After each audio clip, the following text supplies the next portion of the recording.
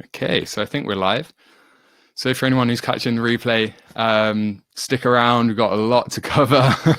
Sorry that you couldn't make it here, but you've got pretty much the same thing. So enjoy it. And we're going to be giving it a kind of 5 minutes here, still a few minutes early. So a few minutes to go, then we'll get started. For people who are joining the room now live, first of all, welcome. It's great to have you here. Let me know where you're watching from. Let's see who we've got here. Dave. Dave knows what to do. Dave from Italy. Hey, Dave, how you doing? So yeah, say hi once you're in. We're going to give it, what time is it? 3, maybe 5 minutes or so in case anyone's a touch late. Nice. Good show up as well. Welcome, everyone. I wasn't sure how many people would be able to make it. I know the timing's difficult. Trying to cater for everyone all around the world is always a bit tricky. So sorry about that. I wonder if there's people at work kind of like secretly watching this. So yeah, thanks everyone who's made it live. Like, that's so awesome. I think this is set to be kind of like one of the biggest webinars I've done. So I'm really excited, kind of nervous, a little bit nervous, worried that I'll mess something up, but I think we should be good. So we've got a lot of people here. So we've got Warren from Cali, Dave, howdy Dave, Justin, Martin from Czech Republic, very nice. One of my favorite cities is Prague. Jessica from Miami, Adam, hey Adam, Kevin from Jamaica, very nice. David from Newcastle, Wigan, UK, not too far. Jeff from California, Robert from Germany. Well, awesome to have you all here. So let me just kind of give you, while we give it another few minutes for everyone to come in, let me give you a quick rundown, a few things to just run through briefly. So first of all, probably going to be about 2 hours long. I always tend to go over. I've actually run through this webinar before and it ended up being about 2 hours. So that should be the case. And then we'll leave some time at the end for a Q&A. So I do sometimes go a bit slower though when I'm doing it live, and it depends kind of what mood I'm in. So I'm going to try and rush if anything. So apologies if it moves fast, but at the end I'm going to be giving out all the slides. So, you know, you can recap everything. So yeah, about 2 hours. Also, if you're watching on a phone, it might not look great, and it won't be that easy to see some of the slides. I'm also going to be showing you a video with an actual kind of demonstration inside my door as well. So if you are watching on a phone and you have a laptop or a computer nearby that you can use, that would definitely be preferred. Equally, if you have got monitors or headphones or something you can listen on when I get to that demonstration section, it's just a short section, but that will help too. The title, so the actual webinar, today we're going to be covering the 7 steps to pro mixes at home. And then kind of within that, I'm going to show you how to make radio-ready music at home in your spare time by harnessing the power of focus. And that's the thing that's really going to be different about this webinar. It's something that I've taught a lot inside our paid programs, but haven't spoken a lot about publicly on YouTube. I tend to just focus on kind of like demonstrations on YouTube and even on the blog, just helping, you know, people learn the tools, giving them good tricks and tips. This is a bit kind of higher level. It's going to be really easy to apply and execute, and you're going to see a big improvement, or most people do anyway, after they kind of start applying this stuff. But it's going to be slightly different. So this isn't something that I've really done before. So far, when I have done this in the past, it's had a really good reaction. So hopefully you guys will all get a lot of value from this. Anything else? So if you have any tabs open, anything like that, or if you're streaming anything, it might be worth turning that off just to make sure you've got plenty of bandwidth for this. I've done the same, so hopefully we won't get any issues on my end. Then notepad would be handy to have. Other than that, I do have some bonuses that I'll tell you a bit more about in a second that I'm going to be handing out at the end. Some cool cheat sheets. We've got, the slides from this. I've got, what else? I'll get to all of that in a second. So let's just give it another minute or so, and then I'm going to dive in. So nice to see everyone introduce themselves. So Martin from Norway, Federico from Uruguay, John from Buffalo, Patrick from Prague, very nice. Tommy from Norway, another Norway, UK, Hamburg, Andrew from NC, Dustin, I'm at work secretly watching. Nice. I think you might not be alone. It is very tricky to find a time that works across all the time zones. David from Sweden. Hey, Sergio. Etienne. Hey Doyle, Scott from Arizona, Vedran from Croatia. Nice. Hey Michael. Hey Amrik. Neat guitar. Yeah, so it's not normally there. I've had someone comment before, like, how can you leave that guitar there with the door in case it slams open? But I'm just showing it off. It normally sits here next to me. I thought I'd move it back there because it looks nice. But yeah, it's good. It's just an American Strat, but it's done me well. Very versatile. Christian from Beijing. Okay, I think we're going to dive in now. So if I share my screen here, at first you're going to see a really weird tunnel thing where it's going to be kind of like screenception. There we go. And now I'm going to move over to the presentation. So let's dive right in. So today's webinar is called 7 Steps to Pro Mixers at Home, How to Make Radio-Ready Music in Your Spare Time by Harnessing the Power of Focus. I'm going to try and move through this quite quick, but first of all, most people here will kind of hopefully already know a bit about who I am, about Musician on a Mission, but I'm just going to do a really quick recap. So basically, I'm a professional musician and engineer, founder of Musician on a Mission. I've been recording and mixing at home for over 13 years now.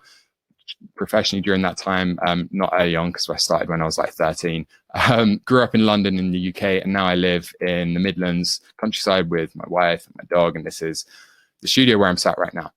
So basically what I do is I help part-time musicians, so people who aren't full-time yet, maybe they've got a day job, other commitments, so they're working on their music part-time. I help those people to make professional sounding music at home. It's really that simple. That's what I do every day. The reason behind that and the end goal for a lot of those people is just, first of all, to give them the confidence to share their music, and in many cases, also to take the next step towards a full-time career.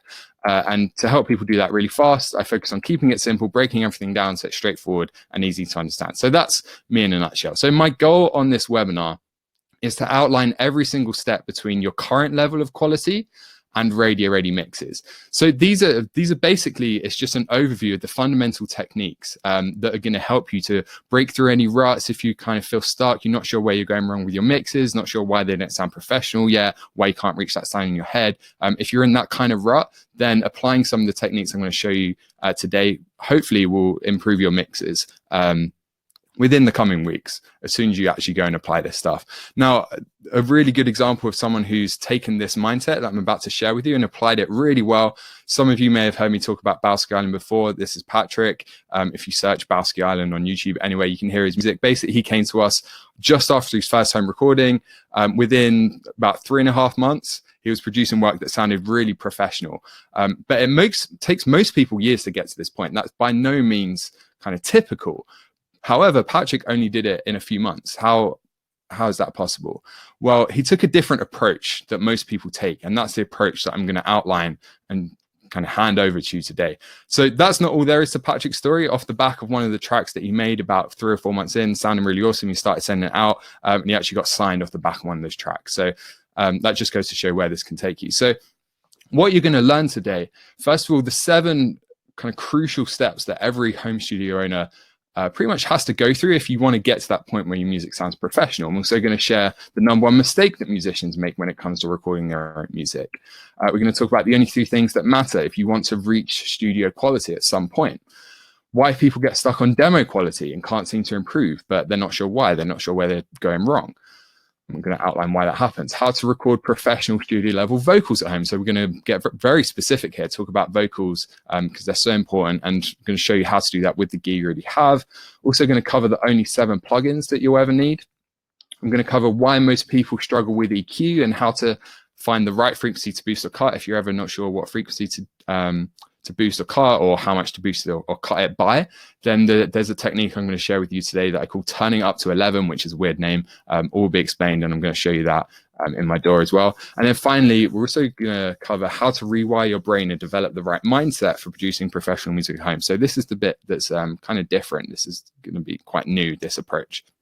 So if you watch the whole webinar, at the end, I'm also going to be handing out this blueprint in a PDF, which will make a ton of sense. This is basically what we're covering today, so it won't make sense right now, but I'm going to give that to you at the end so you can reference back to it.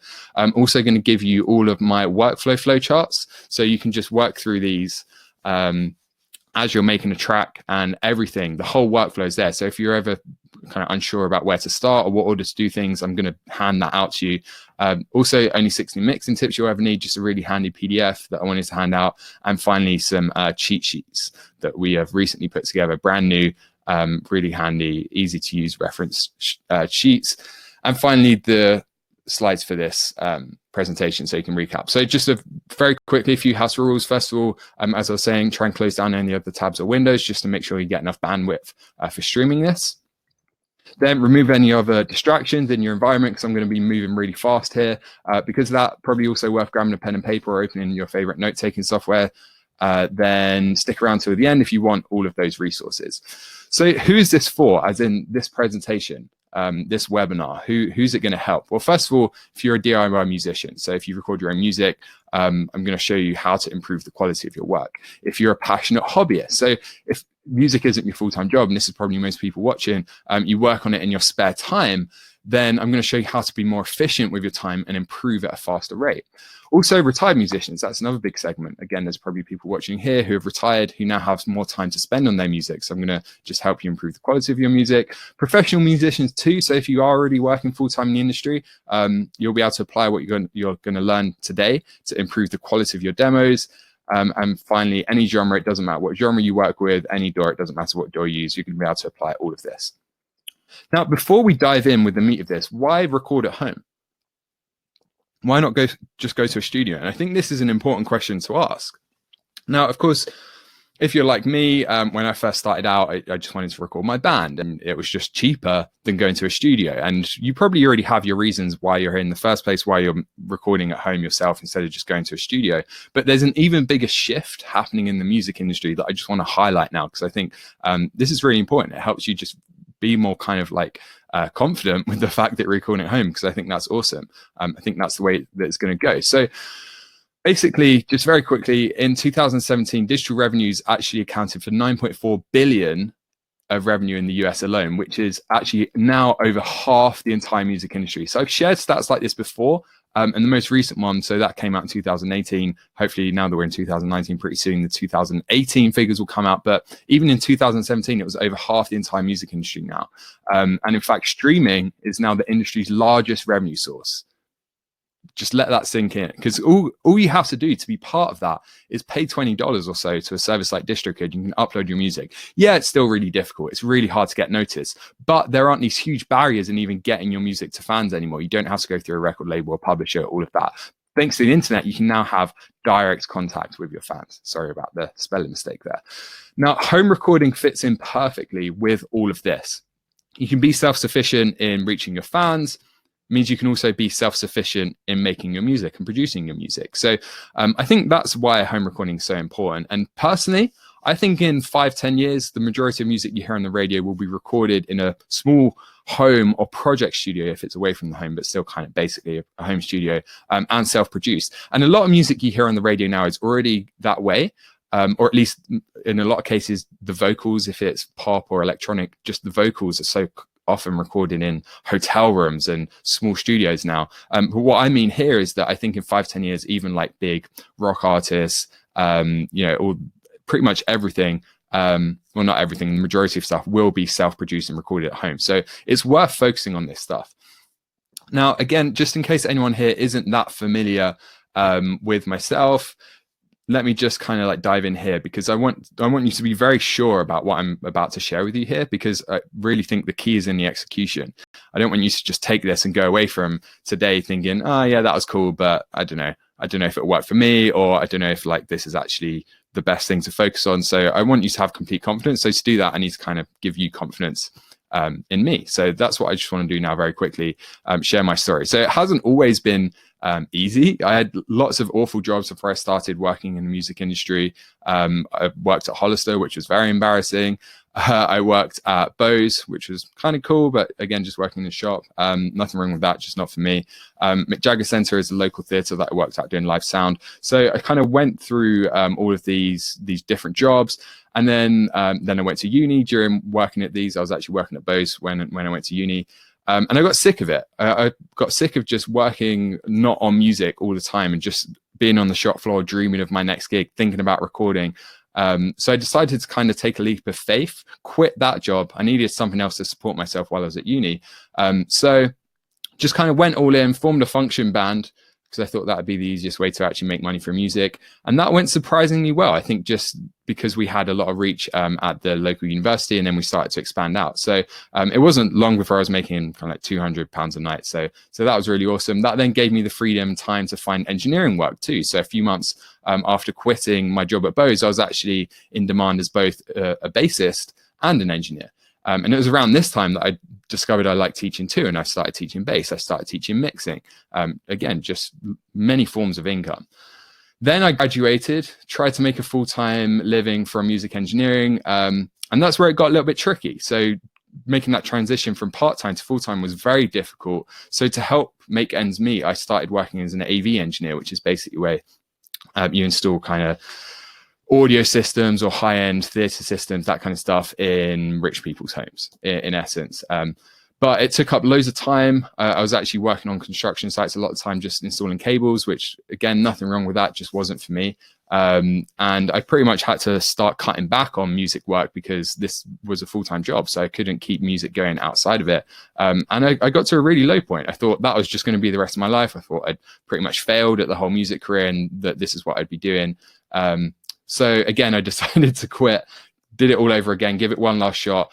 Took a lot of hard work. I was basically living in poverty for about a year, but eventually it worked out. And I think anyone who wants to make that transition, there is going to be that really tough period.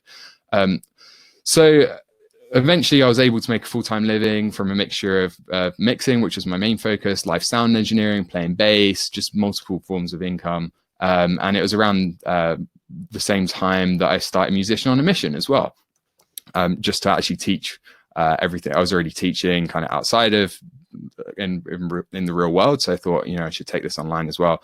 So now I get to spend my time kind of working on music, writing music, recording music, mixing music, and then teaching what I learn. And I'm very fortunate to be in a position where I can even travel the world and do that, because you can mix and record pretty much anywhere now with a really small setup. You only need, in many cases, some headphones, a small interface to actually make a living off of music, which is awesome. So, for example, I actually traveled around Europe for a year with my wife, and we took the dog with us, get to meet really cool people, and just work on music. So I'm not telling you this to gloat, though. I'll get back to why in a second. So at this point, I've been recording and mixing for over 13 years, working professionally as a musician and engineer. But none of this would have happened if I didn't learn how to make great sounding music first. That's the key. It's easy to get kind of distracted, think about having a full-time career, or if you don't care about the career, maybe you just care about sharing your music.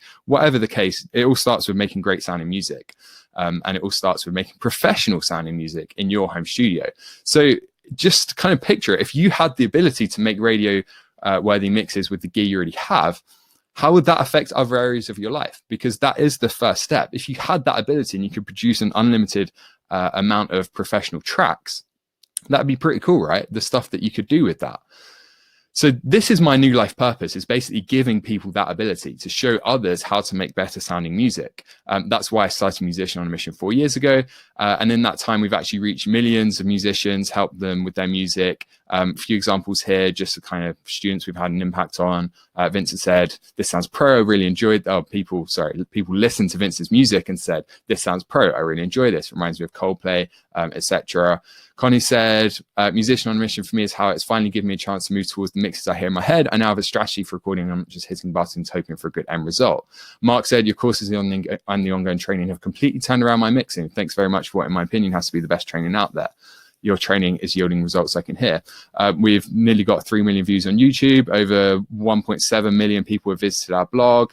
So it's the fastest growing home recording site and the only site that focuses purely on self-recording musicians. I don't really focus on teaching engineers or even professional musicians or anything like that. It's all built for self-recording musicians. So if that's you, you're in the right place. So I'm not telling you all of this to gloat.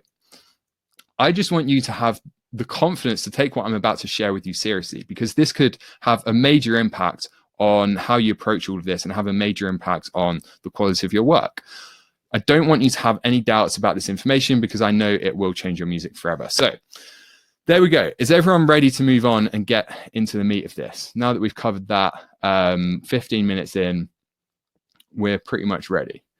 So just type yes in the chat if you're ready to move on, and we will jump in if everyone's happy with everything we've covered so far. We'll move on to those 7 steps. So I wish there wasn't this much of a delay, but yes, cool, awesome. Thanks, guys. So this is what we're going to be covering now. The 7 steps to pro mixes. On the left, we have demo quality. On the right, we have pro quality. Between those two things, obviously this is very subjective, and you could argue other people might have different 7 steps. But to me, these are the really key 7 steps if you want to get to pro quality. First of all, 80/20 gear, which I'll explain. You need to remove the room. You need to record awesome sounding vocals. You need to focus on the core 7 plugins. You need a good mix philosophy. You need to focus on the right things, have a focused mindset. You need to go through something called the learning loop. So I'm not going to go into any of what any of that means right now, because this is what we're going to cover. This is just an outline. And we're going to start with 80/20 gear. So I'm going to start talking about gear. Now, before we actually go into the specifics of what gear I recommend, so you can, check your existing setup and have the confidence that it's good enough, or if you still haven't finished your setup yet, I'm going to cover all of that. But first, we need to talk about something called shiny object syndrome, which some of you might already be familiar with. This isn't a term that I made up. It's a term that's out there in the world. So my own experience learning to record and mix at home was very similar to the experience that most people now go through. So it seems really easy at first. Maybe you just want to record your band, so you've got something to share with your friends. You buy like a basic interface and stuff. Loads of excitement. Seems really cool. And kind of seems a bit easy. You record your first track and you're like, this is awesome. But then very quickly you start to realize how difficult all of this will be.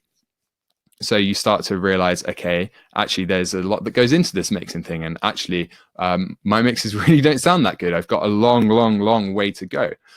So you start researching online, you start learning about all this stuff. Maybe that's how you ended up here. You're on YouTube or on Google and you found some information.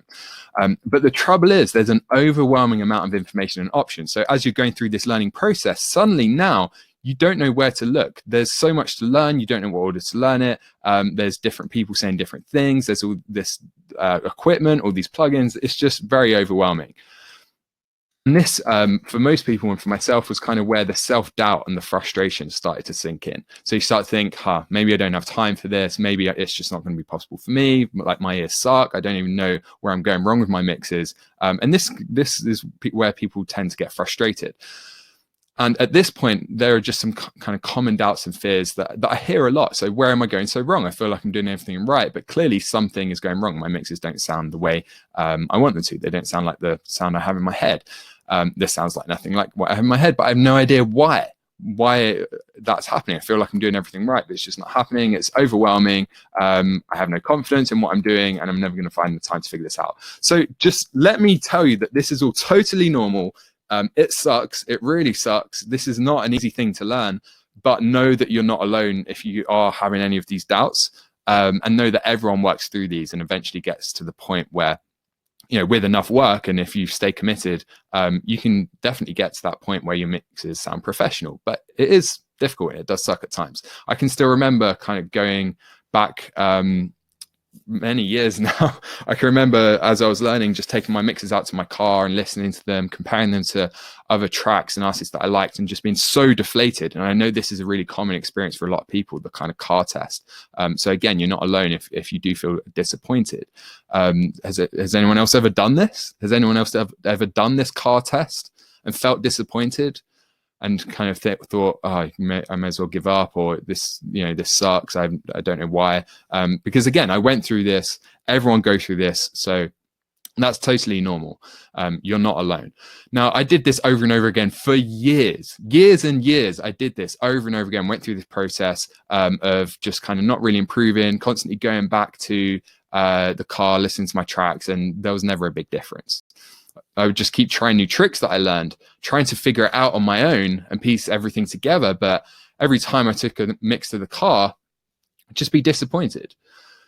Now, I spent those first 7 years focusing on all the wrong stuff and really struggling. I think that's a really key reason why it took me 7 years to honestly get to a point that wasn't even that good, which is, it took me way too long, even longer than it takes most people. And I think this is why. So I started off just buying loads of plugins and really focusing on that and trying to get that right. Then I read about, so back then there wasn't YouTube, there wasn't like blogs, that kind of stuff. There were just books and interviews, magazines. So this idea of subtractive EQ kept coming up. So I started to try to stick to that, only do subtractive EQ. I learned about advanced techniques like parallel compression and the New York trick, and started really focusing on those things and trying to learn all the advanced tricks, multiband compression as well. Just any fancy technique or trick that I could get my hands on. But it didn't work. It took me 7 years of very slow progress. There was probably some progress, but it was very slow. And it got to a point where I was like, you know what, this isn't working. I need to try something different. So I kind of changed my approach. So that was the old approach. Didn't really work. This was a new approach. So first of all, I started focusing on the fundamentals, EQ, compression, that kind of stuff. I started focusing on the quality of the source material. So way more effort on the recording phase and putting the sounds together and getting the right tone in the room, and then finding the right mic, positioning that kind of stuff. Spent a lot more time on volume balancing. So not even plugins, but just way, way longer on the volume balance. And then when it came to plugins, the ones that really matter, so EQ, the most important plugin you have, compression, second most important plugin you have, reverb, not much else. With those 3 plugins, and I'm going to cover, there's actually 7 that I say are like the only 7 plugins you actually need. We're going to cover that later, but it's just this key approach, really focusing on those fundamentals. And this is where there was a huge shift for me. Everything became much easier, which is why I'm such a huge advocate of this approach. You've probably heard me talk about this before, this whole less is more mindset. But it's not just that, it works for our students. I've seen it work over and over again. So this approach works. So let's take a step back and look at this for what this problem for what it really is. The issue is that most people get distracted by tips and tricks, advanced techniques, shiny objects, coming back to that now, like plugins and new gear, when it's actually the fundamentals that matter. So if you feel overwhelmed, that could be why, because you're focusing on the wrong things. All of this combined with the huge number of people teaching this, and it makes it incredibly overwhelming. So this is what shiny object syndrome is. You get attracted to all these shiny objects, as in plugins and gear, but also as in techniques and tricks. They're shiny objects. You think this new trick is going to be a magic bullet, silver bullet, whatever the term is. And it never is. It never makes the difference, or as much of a difference as you expect. So this is the number one mistake that I see musicians making when it comes to recording music, is falling for shiny object syndrome. Or I guess in a form, it's kind of like gear acquisition syndrome, but it extends beyond gear. So just to really clearly define this, it's getting constantly distracted by new techniques and tricks, new plugins, new gear, and a host of other distractions, trying to learn absolutely everything that there is to know about recording, apart from the small number of things that actually make a big difference. And most people are only doing this in their spare time. So if you're watching, you're doing this in the spare time, that's probably the bulk of people watching. So this is where it becomes really challenging when you try to do all of that with limited time. So instead of doing all of this, instead of falling for shiny object syndrome, you need to have focus. Now, focus is quite an ambiguous word that can mean many things in many contexts, but that's going to be the key focus. See what I did there, of this webinar. We're going to be talking about this a lot, coming back to this idea. So it'll make perfect sense by the end. So we're getting back to gear. I haven't forgot. don't lose me here. I just want to make it really clear before we talk about gear that it's about doing less, not more. It's about focusing on one thing at a time, one step at a time, not 1,001 different things, because that's where it gets overwhelming. You need to have focus, focusing on the right thing at the right time, doing less, not more. So when it comes to making high quality music at home, you want to focus on pretty much 1 to 3 things, and that's it. Forget everything you've learned, everything you know. There's only 3 things that really matter. And in fact, here are those 3 things. The only 3 things you need to make radio ready music at home. First of all, you need good source material that already sounds awesome. Agreed? We can all agree on that. You need good source material. You can't polish a turd. Roll in glitter, but it's still a turd.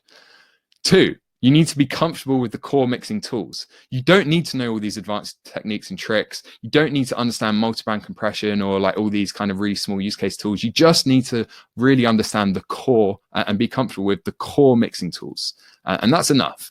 And then 3, you need to adapt a new mindset and develop good habits, because this is the reason why most people fail or progress really slowly is because they have the wrong mindset, they're approaching this wrong, and they have bad habits. So you're just getting worse in some cases every day because of bad habits. So again, we're going to cover all of this. And this is the 7 steps. So you can see this color coded here. The first 3 steps, 80/20 gear, remove the room vocal recording, relates to source material. The second 7 plugins, mix philosophy, relates to core mixing tools. And at the end there, we've got mindset and habits. So this is everything we're covering today. So that's how it kind of relates to the 7 steps. But again, I just want to emphasize that, yeah, those 7 steps matter, but these are the only 3 things you need. You can forget everything else. Just do these 3 things. Think about these 3 things, and you'll be fine. You'll make awesome sounding music. And that's the opposite. Most people now are probably thinking, well, there's hundreds of things I need to know, but it really is just these 3 things. And we're going to start by talking about the first thing. We're going to cover all of this. So what does source material actually mean? Just to really clarify that.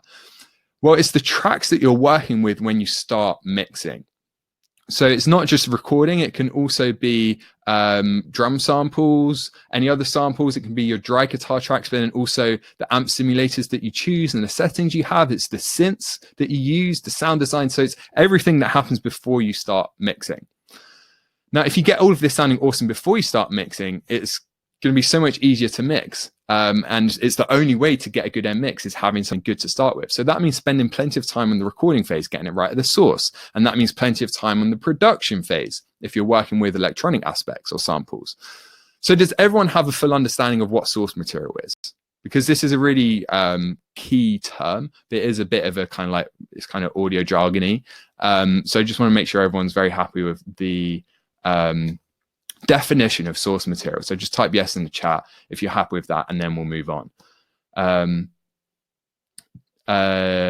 Cool. Yes. So questions I'm going to be addressing at the end, but quickly, Dave said delay is important too, isn't it? Yeah, it is, definitely. So we're going to get back. That's the 7 plugins. I just wanted to kind of mention 3 back then, which is EQ, compression, reverb, but we're getting back to that. Yes, everyone understands source material. Awesome. Thanks, guys.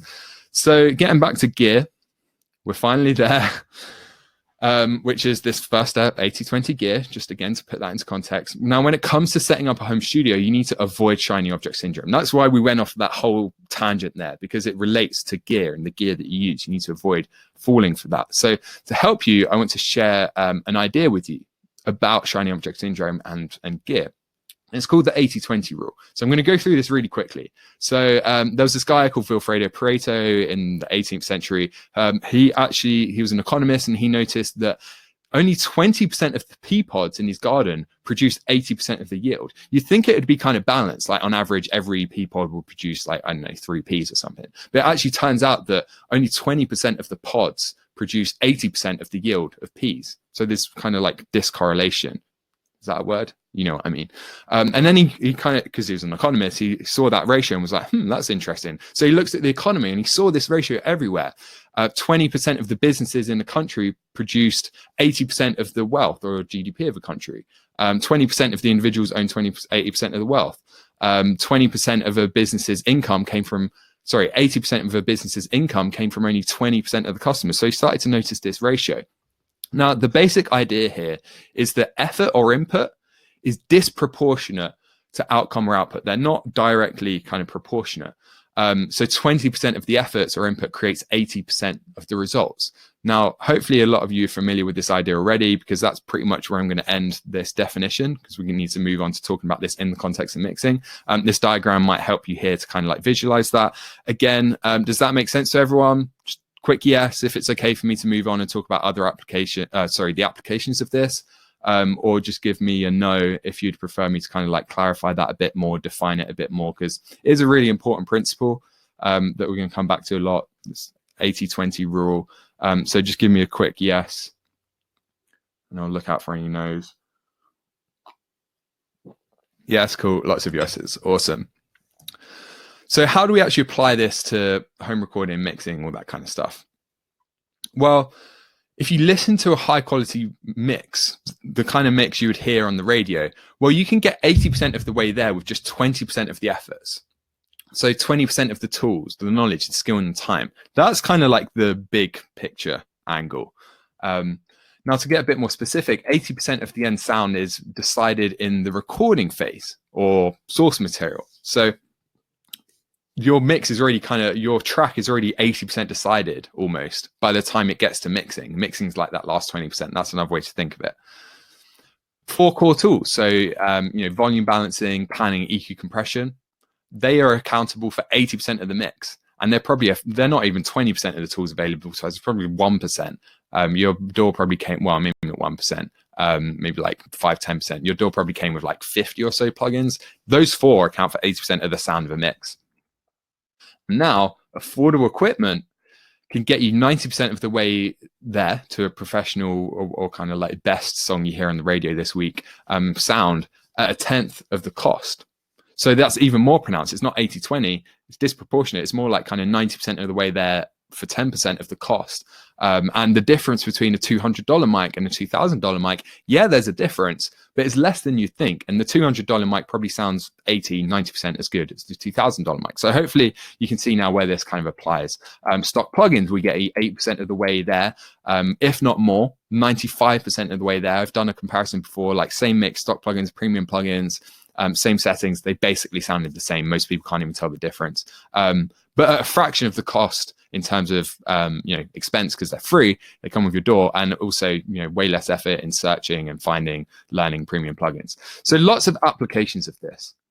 So you just need to ask yourself repeatedly, am I focusing on the 20% of efforts that will produce 80% of the results in all areas of this? This is very key. And equally, do I have the 10% of the gear that will produce 90% of the results? And now you might be wondering, what is that 10%? I'll come to that in a second. So this is where the term 80-20 gear comes from. You're getting applying the 80-20 rule to your setup. So you only need a setup that will get you 80% of the way there at like a fraction of the cost. That's at least the way I see it for most small home studios, as in 80% of the way to like the best song you hear on the radio. Most of us would be very happy with 80% of the way there to kind of the best mix you hear this week on the radio. So here's my actual recommended gear now. I'm going to go through the specifics, and again I'm going to do this quite quick, but you can stick around to the end to get the slides for reference. So any DAW will do, doesn't matter what DAW you use. I use Logic Pro. If you're a Mac, I can recommend that, if not Studio One, but honestly it doesn't matter. Audio interface, so budget level Focusrite 2i2 is awesome. Slightly more expensive Apollo Twin, that's what I use. Microphone, the Rode NT1, more affordable option, or the SE2200A, which is a kind of mid-range, bit more expensive, but has a switchable pattern.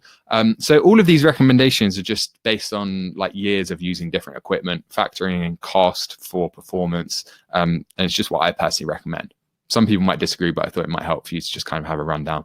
Any mic cable, I tend to go mid-range with mic cables and accessories. If you go really cheap, it'll break. If you go really expensive, you don't really get much more than the mid-range, and you're despite paying loads more. So mid-range is normally best. Mic stand, pop shield.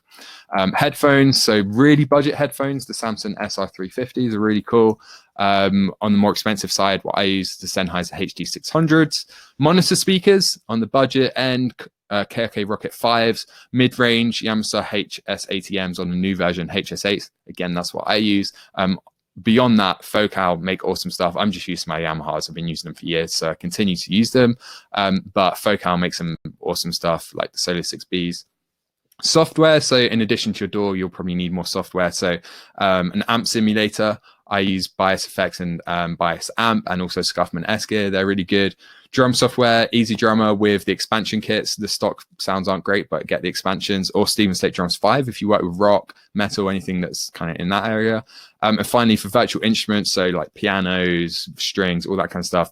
Personally, I like Native Instruments. So you can kind of ignore my personal recommendations. I thought it'd help for me to give those, but the key thing here really is focusing on the actual equipment list. So the 80-20 of this, the only gear you need to make really high quality stuff is a DAW, a basic audio interface, a couple of like mid-range mics, some accessories, a set of headphones, set of monitor speakers, and some software. That's all you need. So if you've got that, you're done. You're good. You don't need to buy anything else. Sure, upgrade it with time. If you're going to spend money anywhere, probably worth spending it on mics, or also acoustic treatment, which I haven't included here, but that's also very important. But I just wanted to clarify there that is the 80-20 gear. That's all you need to make high quality professional music.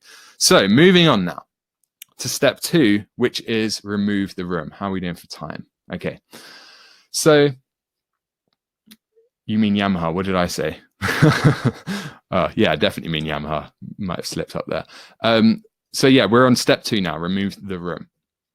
What's the difference? So I have a question for you. What's the difference between your home studio and a professional studio? Think about that for a second and type in the chat. I want to see what people think here. Get some opinions on what do you think is the big difference between a home studio and a professional studio?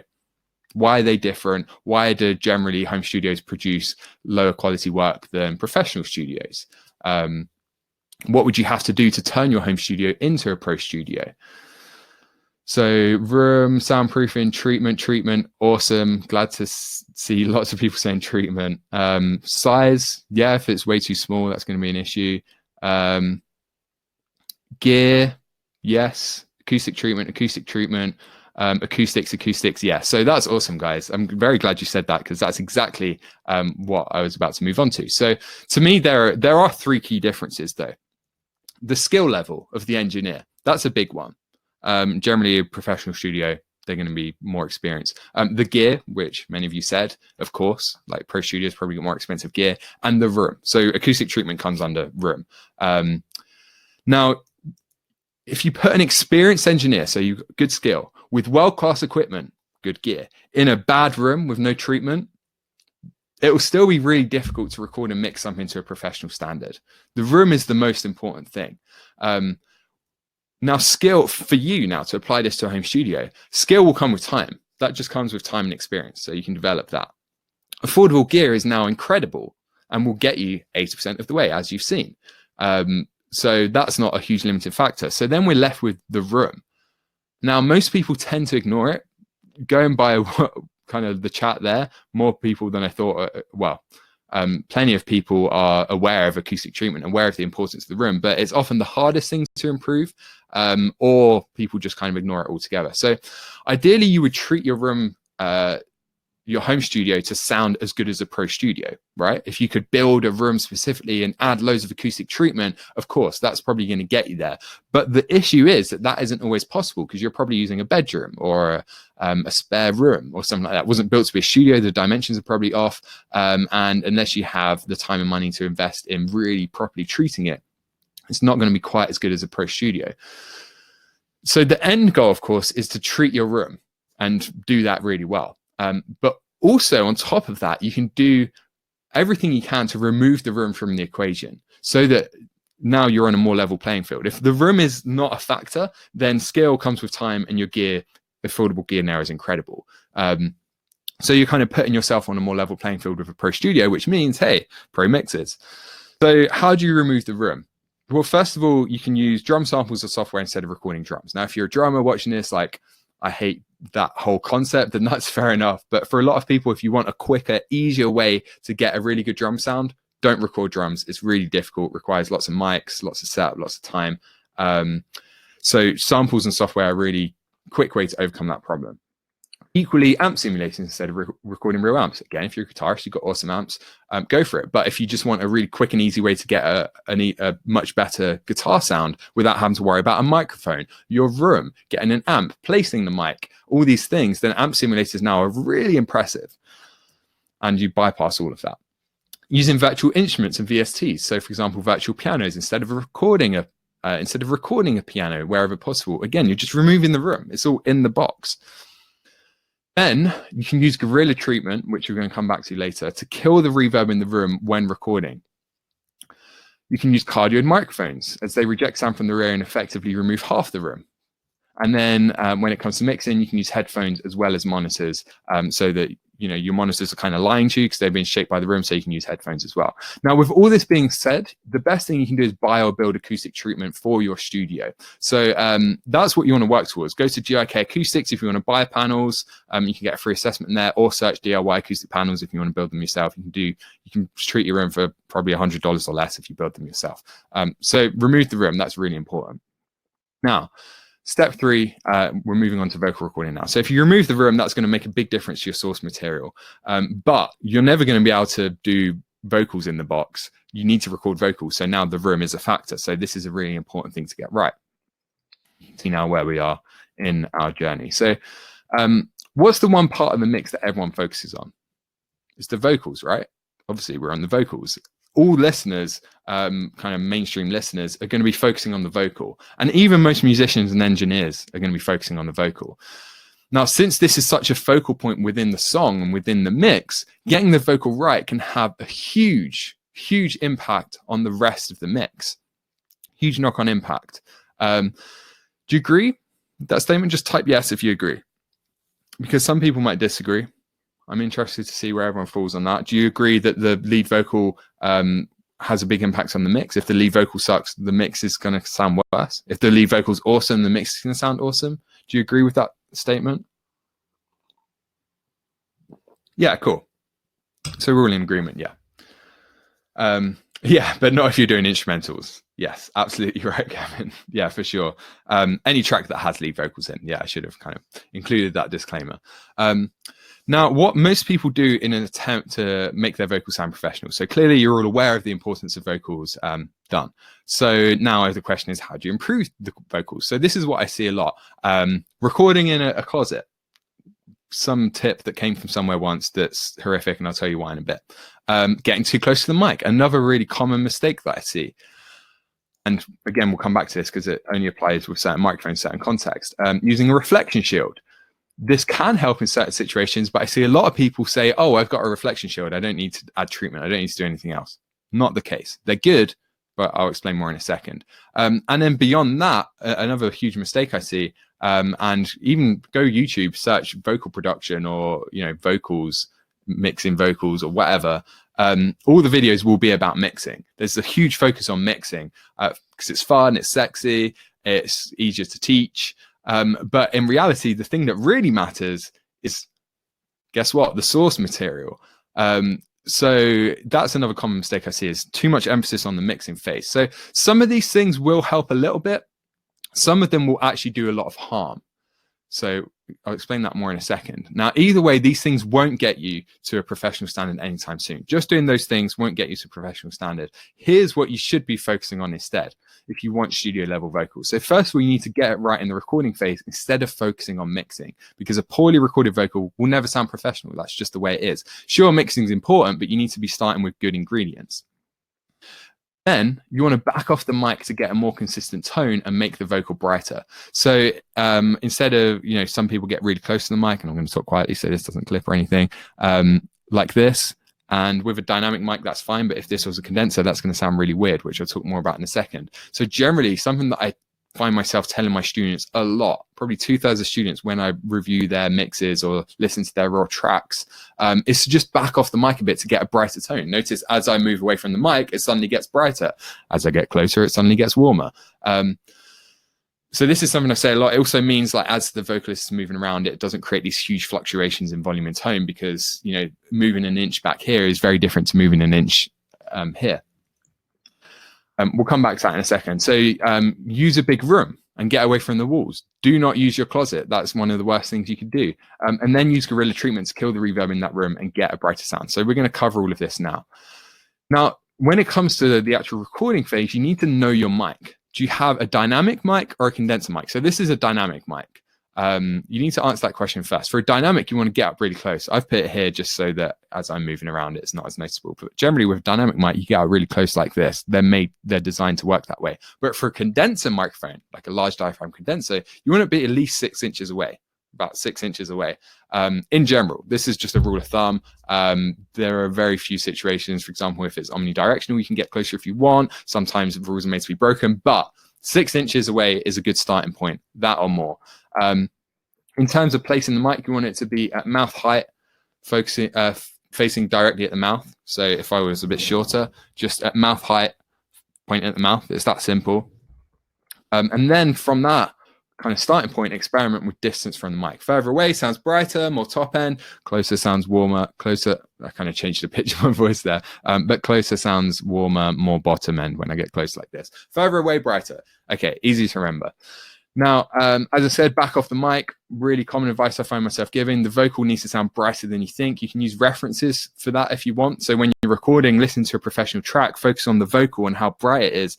And generally with kind of budget equipment, you will have to boost the highs a lot more in the mixing phase anyway, but you can start that process now by backing off the mic a bit and getting a brighter sound so it cuts through the mix.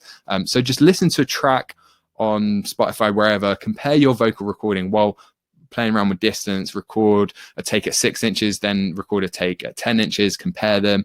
Obviously, the further you get from the mic, the more room you're going to have. So you need to think about treatment, which we'll get onto in a second. And I've already shown you kind of how that works, as in distance. So the next thing you want to do is get away from the walls.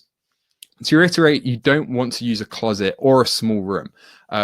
The reverb will sound very odd because it adds something called comb filtering. Not going to go into that now, but when you're really close to a wall, there's like a delayed version that cancels out the direct version. So a lot of people record in closets because you've seen like a vocal booth, but in a studio where it's a really small space. But the only reason they work is because they're so dead. There's no reverb. There's so much treatment. Closet, that's not the case. So just use your main recording room, whatever room you have your home studio set up in. Then you want to position away from the walls towards the center of the room. So this reduces comb filtering. As I said, you don't want to be really close to any reflective surfaces. In addition to that, you want to avoid the dead center of the room. But this isn't as important as getting away from the walls. So when I say dead center, I literally mean like the dead center if you measured it out. You want to avoid that, but you'd have to be pretty unlucky to be there anyway. But try to just avoid the dead center of the room. So if this is a rectangular room that you see in front of you, you want to avoid the red areas, so the middle and near the walls, and instead you want to be somewhere in the middle, but not dead in the middle, right? Once you've positioned the mic there, next step is to kill the reverb. Now, we're used to hearing vocals that are very dry. As I said, vocal booths, that's what we're used to hearing. And then reverb delay will be added in the mixing process. Now, generally a vocal with a lot of room sound. So if you record it with kind of reverb on it already from your room, that'll sound quite amateur. First of all, because the room won't be perfect, but we're also just kind of used to hearing dry vocals with these lush kind of fake reverbs on them. We're not used to hearing kind of like real rooms. Obviously, there are exceptions to that. If you want like a really live sound, or, you know, there's plenty of tracks that break that rule, but generally as a rule of thumb, we're used to hearing a really dry vocal. So you want to avoid getting a lot of room sound. Now, a dry recording also gives you more flexibility for adding reverb and delay later on, because you've got a dry vocal, so you can shake the reverb around it rather than having a vocal that already has a reverb on it that you're kind of stuck with, and you add more reverb and it sounds weird. So how do you go about that? How do you kill the reverb in the room? Acoustic treatment, which you guys already know about. Now, this doesn't mean you have to go out and spend a fortune on treatment or even build your own panels. That's ideal. But there's a cheaper alternative in the meantime, and that's Gorilla acoustic treatment. So I mentioned this earlier. Basically, this just means getting stuff from around your house and using it to kill the reverb in the room that you're recording in. So mattresses are the best for doing this. They absorb, some low end, not much, but some low end as well as high end. Thick duvets will also work, but they'll only avoid top end, so you can end up with like a slightly muffled sound. But mattresses are a massive pain in the ass to move around, so mattresses are the best. Thick duvets also work, packing blankets, that kind of stuff. Any soft furnishings in general that you can get your hands on. Don't overdo it, because then you can get a muffled sound, so you do want to be careful here. But those kind of things will kill the reverb. It's messy, it's a pain in the ass moving all this stuff into the room to just record, but it works. And I hear this from students over and over again. They try this, they're like, holy shit, that made such a big difference. And it doesn't cost a thing. It takes half an hour to lug everything into your studio. Here's an example of, some of you may have heard the track that I shared a while ago, where basically I recorded it in an Airbnb with just one mic. Everything else was done in the box. And this is what I did. I didn't have treatment. It's not in my studio. It was in a random Airbnb. So I just pulled in the mattress and like a kind of single chair mattress thing, and loads of pillows, loads of duvets to try and kill the reverb. And you can see where I placed it behind me. So we'll talk about that now. Unfortunately, I don't have the ability to play that now. I was hoping to play you that track. But if you go to Spotify or anywhere else and search Dust, Rob Mazes, that whole EP was recorded here. So placing treatment. Once you've got mattresses or professional treatment, where do you put it? Now, cardioid mics reject sound from the rear. So I would recommend, as I said earlier, remove the room, always use cardio mics. So that means in front of the microphone is the priority, because this is rejecting sound from the rear. It's kind of coming out like that. So here is most important. So really you want to place treatment behind your head, first of all, because this is literally where the mic's pointing. So if your voice is kind of like bouncing all around the room, the mic's pointing this way. So you don't want it to pick up sound from behind you. So you place treatment behind you. Now, behind the mic still helps. That's where reflection shields come in. I mentioned this earlier. They help at a certain point. If you've already treated behind the head and to the sides, then you can add sound behind the mic, because where you're singing is in that direction. So the loudest reflection is going to be off the wall that you're facing, and it could come back to the mic. So that's what a reflection shield does. It's kind of absorbs your voice before it bounces around the room. So they still work, and they're still good, but not on their own. You need that other treatment first. Then on top of that, so after placing treatment behind the head, place treatment to the sides and then behind the microphone. If possible, you can even create a kind of makeshift booth in the middle of the room around the vocalist. So this is the first approach, behind the vocalist first with a mattress or a panel, and then to the sides and behind the mic. Or you can just kind of get 3 mattresses or 3 panels and create like a little booth in the middle of your room, like so. So there we go. We covered those 3 steps that come under source material. So now you know how to get good source material that sounds awesome. Yeah, we've moved fast. Yeah, you still like need to practice those things, but that's all you need to do. Just get the right gear, remove the room, get your vocal sounding awesome, and you will have good sounding source material. So now let's move on to the second thing, which is being comfortable with the core mixing tools. So I know I'm moving fast here, but we've still got quite a lot to cover. So I'm going to crack on. Now we're here, 7 plugins. Now, these are the only 7 plugins you'll ever need. Again, many of you might be familiar with this concept already, so I'm going to move through it quite quickly. Now, this ties into the 80-20 rule. 80% of the results come from 20% of the effort or input, but I wanted to explore it in a little more depth in the mixing context, because another common distraction that holds people back is trying to learn how to use every single plugin that comes with your DAW. So even if you say, oh, I'm not going to buy plugins, I'm just going to use stock plugins, you still probably have like 50 or so plugins that came with your DAW, which is a whole other distraction and still overwhelming. So this is where it gets tricky, right? But forget that, because there are only 7 plugins that you really need to master and feel comfortable with to make music that wouldn't sound out of place on the radio. And they are EQ, your compressor, your gain plugin, your limiter, your gate, your reverb, and your delay. So these are the 7 plugins, pretty much in order of importance. So EQ is the most important, compression is important, gain is important just because sometimes if your mix clips and you don't have a gain plugin to fix that, then your whole mix is going to be distorted. So that's important. Limiter is important because otherwise you won't be able to make your mix loud enough by just adding a limiter on the output, which is the only place you need a limiter. So that's essential. Gate, because if you're working with kick or snare that was recorded, you're going to need a gate pretty much, but that's a very small use case. Again, I just wanted to make sure like every single thing was covered with these 7 plugins. So gates in there, and then finally reverb and delay to create the space. Just these 7 plugins are all you need. Of course, there are other plugins. There are 1 or 2 more important plugins once you have mastered these, but they're by no means essential. So saturation, really helpful. Good for taking your mixes from good to great, but no means essential. You could get like a professional sounding mix without saturation, multiband compression, these other tools. Yeah, they're cool, but master these 7 first. You should come back to those other plugins later when your mixes already sound professional and you're looking for things that can make a small improvement. So I was going to, again, show you an example of this in a real world mix, but unfortunately I can't. So I'd love to go deep on every single one of these plugins, but we would be here for a very long time if I taught you everything you need to know about EQ, compression, etc. So instead, I want to focus on the most important plugin that you have, so at least you can go away from this feeling comfortable with that, and that's EQ. So a lot of questions I hear about EQ, something that you might not be sure about, and the questions I'm going to address here. First of all, when should you cut and when should you boost? Should you only cut? What frequency should you cut or boost? How do you know what frequency to cut or boost? How much do you cut or boost by? How the hell do you figure that one out? And the answer to these questions is a technique that I call turning it up to 11. Now, I've been using that technique for years, and I just had to call it something. So it's a weird name, but I'll explain why in a second. So first of all, here's where most people go wrong when it comes to EQ. A lot of people tend to use EQ for the sake of it because they know it's important, but they don't understand why or what they're meant to be doing with it or what the purpose is. They boost or cut random frequencies, just like I need to do something, so try boosting that. Yeah, that sounds okay. I guess I'll just leave it there. Or relying on EQ charts instead of using their ears. So EQ charts can be helpful at first, but they're so subjective, and these random words like warmth, muddiness, brittle, etc. can mean completely different things to completely different people. So you don't want to rely on them in any way. Equally, I find a lot of people obsess over subtractive EQ. That's what I did. And other weird rules like, only boost the cut by 3 dB or weird stuff like that. Generally, a common mistake I see is that people understand what an EQ is, as in literally what it does, boosting certain frequencies, but then they don't have any understanding of what the reasoning is behind it, like why we need it in a mixing context and what we're actually trying to achieve, what the goal is. So they know how it works, but not what the goal is.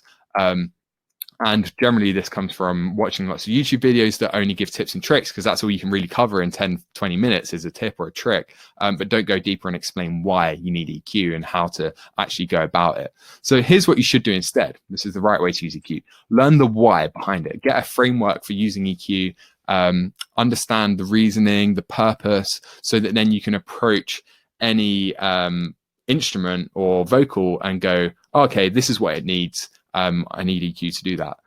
So to do that, you need to kind of ignore tips and tricks in a way and focus on the core strategy instead. So again, it's kind of coming back to basics. Tips and tricks can be helpful, but also overwhelming when you have loads of them, and also very specific situations. Whereas if you understand just the core strategy behind EQ and why we need it, that's going to get you most of the way there. You need to have an intention behind every move. So you don't just load up an EQ for the sake of it. You decide first what you're trying to achieve. Okay, this vocal doesn't sound bright enough compared to my reference track here, so I need to increase the top end. There's your intention. Forget rules and guidelines. Just do what suits your music. That's all that really matters. And then finally, use references to help guide your decisions instead of following EQ charts. So if you're not sure, if your mix needs more low end, more top end, or if your vocal sounds muddy or boomy or needs to sound brighter, just listening to references. And that's going to be difficult at first, but get into the habit of listening to tracks and comparing your mix, because that'll guide your EQ decisions. Now, all of this can be achieved with a simple technique that I'm about to show you called turning up to 11. Now, the name of this weird technique is inspired by a classic scene from This Is Spinal Tap. So if you haven't seen the film, you probably have seen the scene at some point where he's like playing around with, he's trying to sell a guitar amp, or he's showing a guitar amp. And he's like, oh yeah, this amp goes up to 11. He's like, what? Isn't that the same as just going up to 10? He's like, well, no, because it's one more than 10. This goes up to 11. It's louder. That's kind of where this silly name came from. And that'll make sense in a second. Turning up to 11, what does that mean when you turn it up to 11? So here are the steps, and I'm going to demonstrate all of this in my DAW in a second. First of all, you need to decide on the intention. As I said, you need to have a reason why you're loading up an EQ, not just doing it for the sake of it. Then you turn it up to 11 by adding or cutting too much. So you go more than you need. You boost or you cut like more than you're going to need, but that helps you to actually hear what you're doing and hear how it's changing the sound. So that's where it kind of turning up to 11 comes from, because you're doing it too much.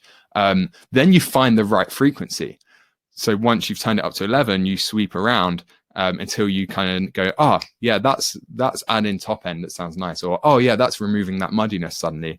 Once you found that frequency, then you back it off and just like adjust the amount of boost or cut until you're achieving your intention. So that's, when you wonder how much should I boost or cut by, which just depends on what your intention is and how much needs to be added. If it's like, okay, this vocal sounds muddy, you turn it up to 11 by cutting too much, you find the frequency, let's say it's 300 hertz, then you kind of back it off until, or you set it to 0 and then bring it up until the vocal kind of loses that muddiness. And that's the spot where you can go, okay, yeah, I achieved my intention.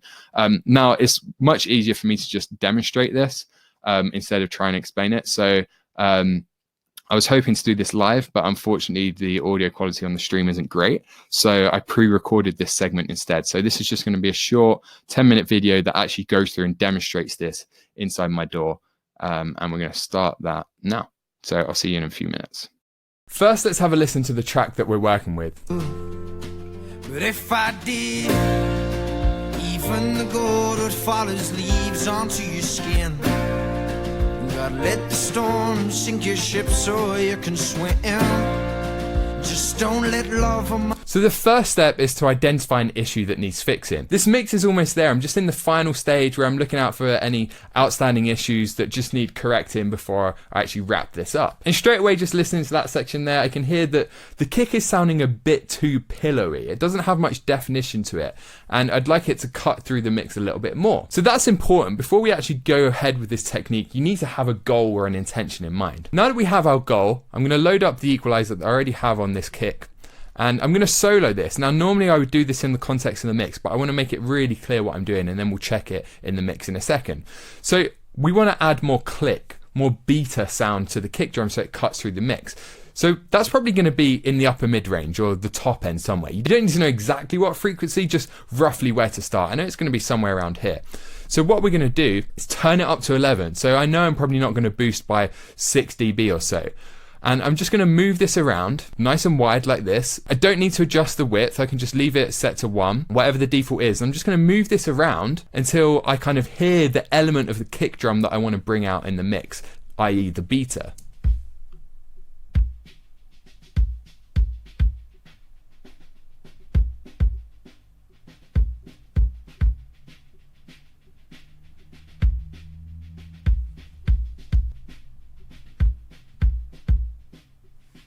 So down there, we're bringing out some other elements where it's starting to sound a bit kind of like a basketball hitting the floor. That's a sound we definitely want to avoid with the kick drum. Up here, it's adding more of that bleed. You can hear more of the snare. I feel like around here was the sweet spot. Let's do this in the context of the mix now, which is really important because we're trying to make it cut through the mix. So we need to hear if this is actually achieving that intention.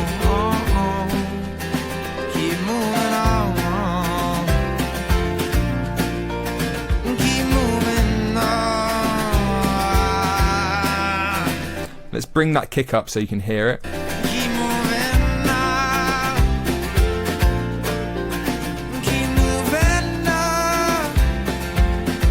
So around there is the sweet spot for me. So we turned it up to 11 by being really aggressive. We found that frequency, and now it's time to just back it off.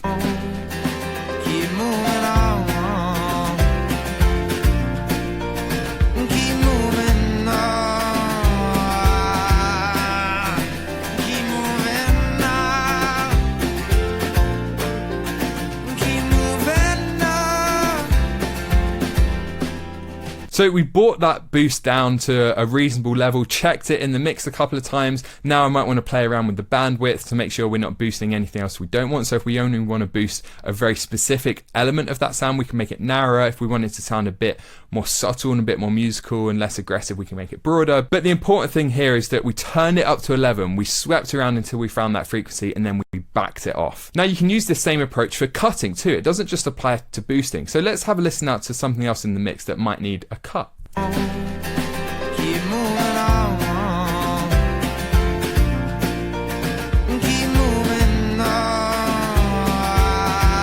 So another issue that I'm hearing is that the acoustic is getting in the way of the vocal quite a lot. So let's see if we can remove some frequencies from the acoustic guitar to make some more room for that vocal. So now we're going to do the opposite. We're going to pull down and we're going to sweep around until we find that the vocal suddenly has more space in the mix.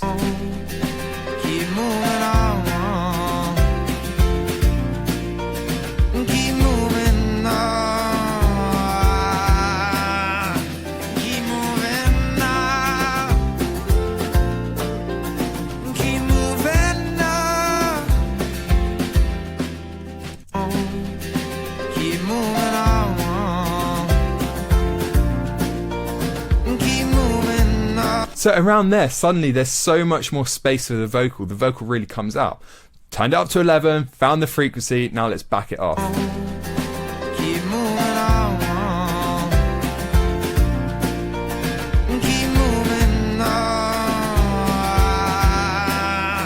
Keep moving on.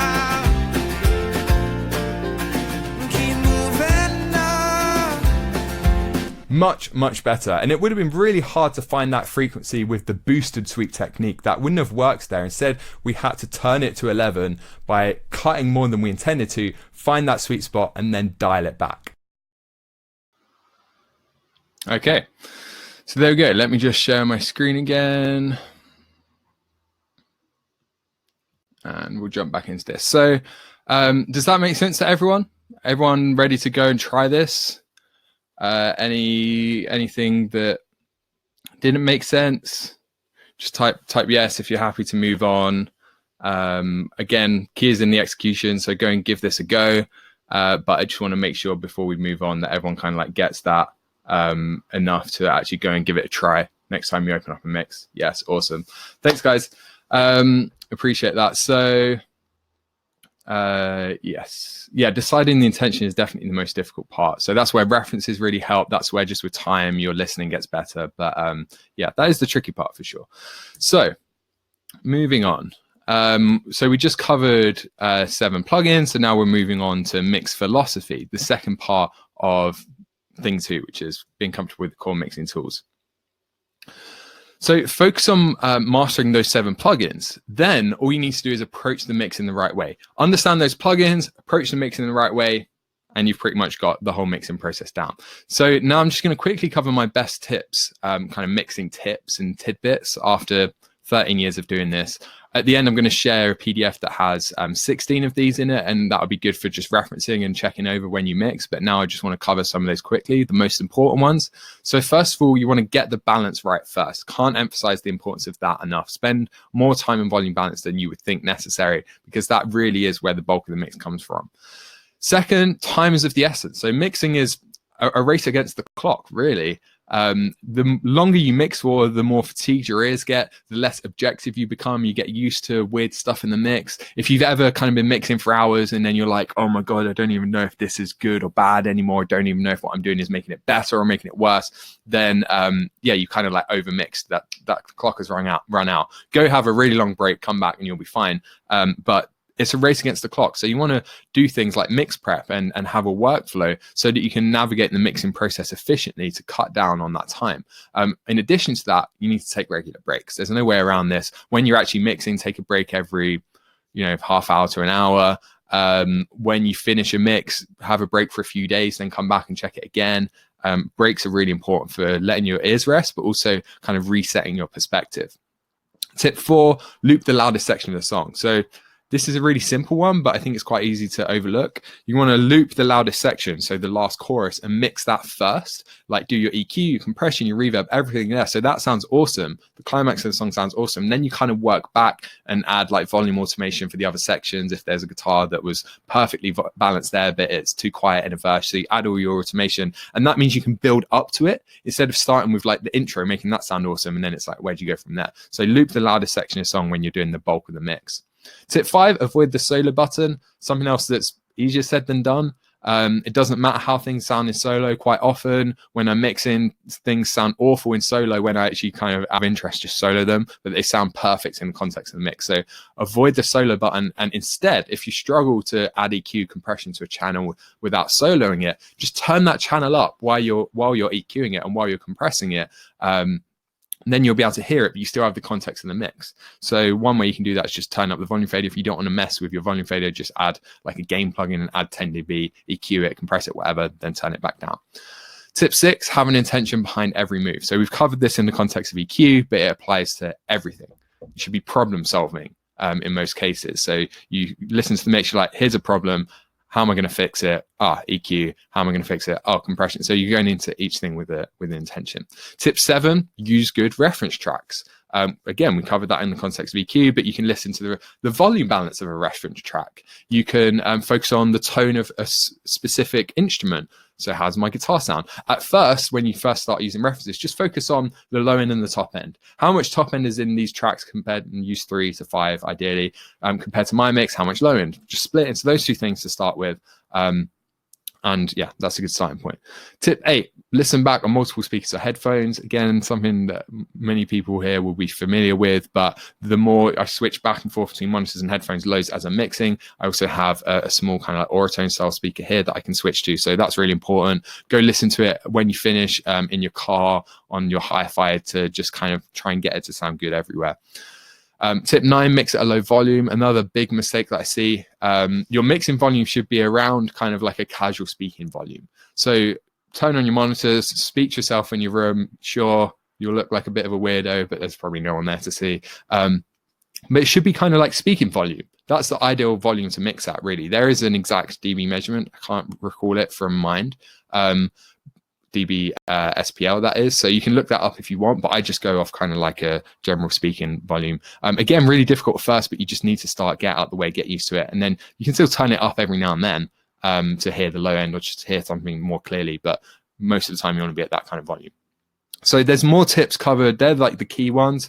There's some more covered in the pack that I'm going to hand out in the end, and you can actually reference those because that's quite handy to just have like printed out or to hand when you mix to go through quickly before every mix. So yeah, so there we go.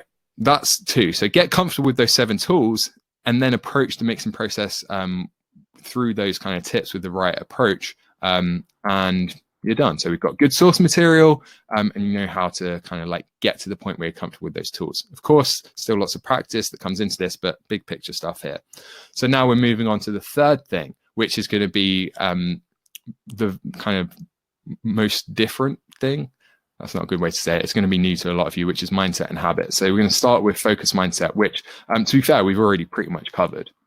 We've already covered focus in multiple ways during the webinar. Avoiding shiny object syndrome by focusing on the right things, the 80-20 principle. These all come under this guide of focus, focusing on those 7 plugins. So I just want to re-emphasize the importance of applying this mindset of focusing on the right things, focusing on one thing at a time, not getting distracted, trying not to get overwhelmed, just focus. Laser focus. Sometimes, you know, it's kind of boring just getting really good at EQ when you could learn all these crazy compression tricks, but that's the stuff that matters. If you really care about the quality of music, try to focus on that. But it applies to every aspect of the music making process. In fact, we can kind of look at the whole process in a slightly different way here, from top to bottom in order of importance. So basically you want to focus more time and energy on the things at the top than at the bottom, because ultimately the composition and arrangement is the thing that matters most. You can have an amazing recording and mix, and if the song sucks, the song sucks. So that still matters above all else. After that, the quality of the source, so source material, but also you know, how the guitar sounds in the room, or like what acoustic guitar you choose to use. That's the source. And then the tone of that thing, so how you tweak your guitar amp controls or whatever, and the room that you're recording in. Then recording quality, what mics you choose, how you use them, where you place them. Then when we get into the mixing phase, again, this whole time we're getting less and less important, so you just focus less and less. Volume balance, then EQ compression, and then back to 7 plugins, so 3 core tools, which is gain, gating, limiting, 2 key effects, reverb, delay, and then everything else comes after all of that. So you should be focusing on everything else the least by far. But in fact, what a lot of people do is flip this upside down, and they focus on everything else at the top, like learning advanced tricks and tips, and something like, you know, source, tone, and room just gets completely kind of put to the side. Focus can also be applied to the learning process. So instead of just learning all of these things randomly without structure, so you just watch videos, or, you know, it's hard, because I'm guilty of this too. I send you an email almost every week with a different video. If you are on YouTube, you're subscribed to multiple channels, you're getting pulled in all these different directions. But instead, you should have a structure to how you're actually learning this. And like I said, I'm guilty of that, but that's just kind of the way that you create that content for YouTube and stuff.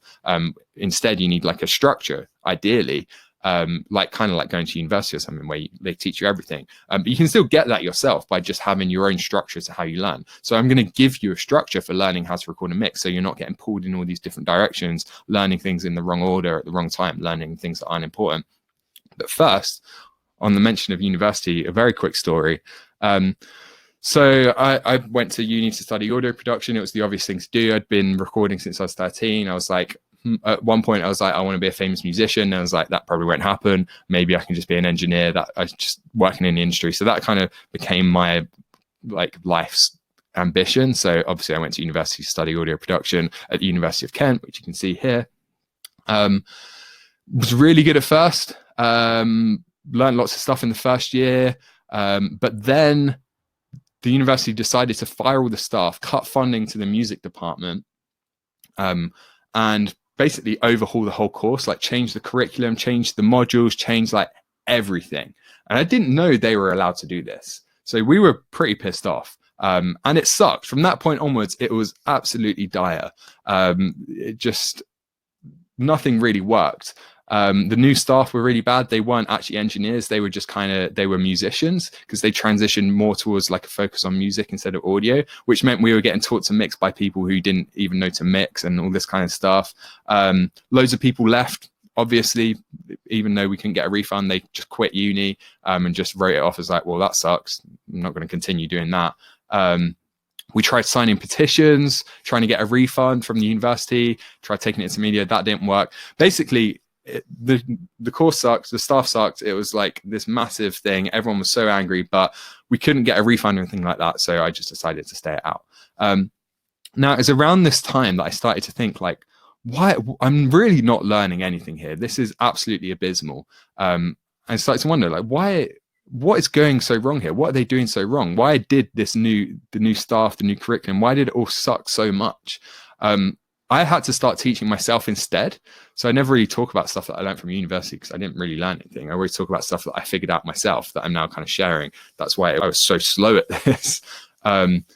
And yeah, this is just an extension of that. So I started to teach myself even more so at uni, found that there were 4 specific things that were extremely useful and accounted for all of my progress, because this was like a really kind of important period of growth for me in terms of mixing. And now this is where we're moving on to the last step, step 7, the learning loop. So what were those 4 key things that accelerated the learning process and actually helped me to get to the point where my mixes sounded professional and where I was kind of like improving at a faster rate? The first thing was framework, then it was practice, then it was feedback, and finally guidance. So I'm going to explain what each of those is, but basically I call it a loop because they kind of go round and round like this. You learn the framework for doing something.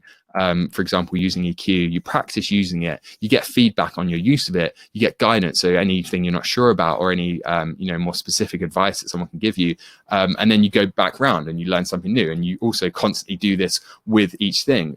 So you can look at it as mixing as a whole. You're constantly going around this loop, and that's how you learn quickly. So first thing is framework. So you need a proven framework for all of this from somebody who knows the inside out, which I've given you in this webinar, as in kind of what to focus on.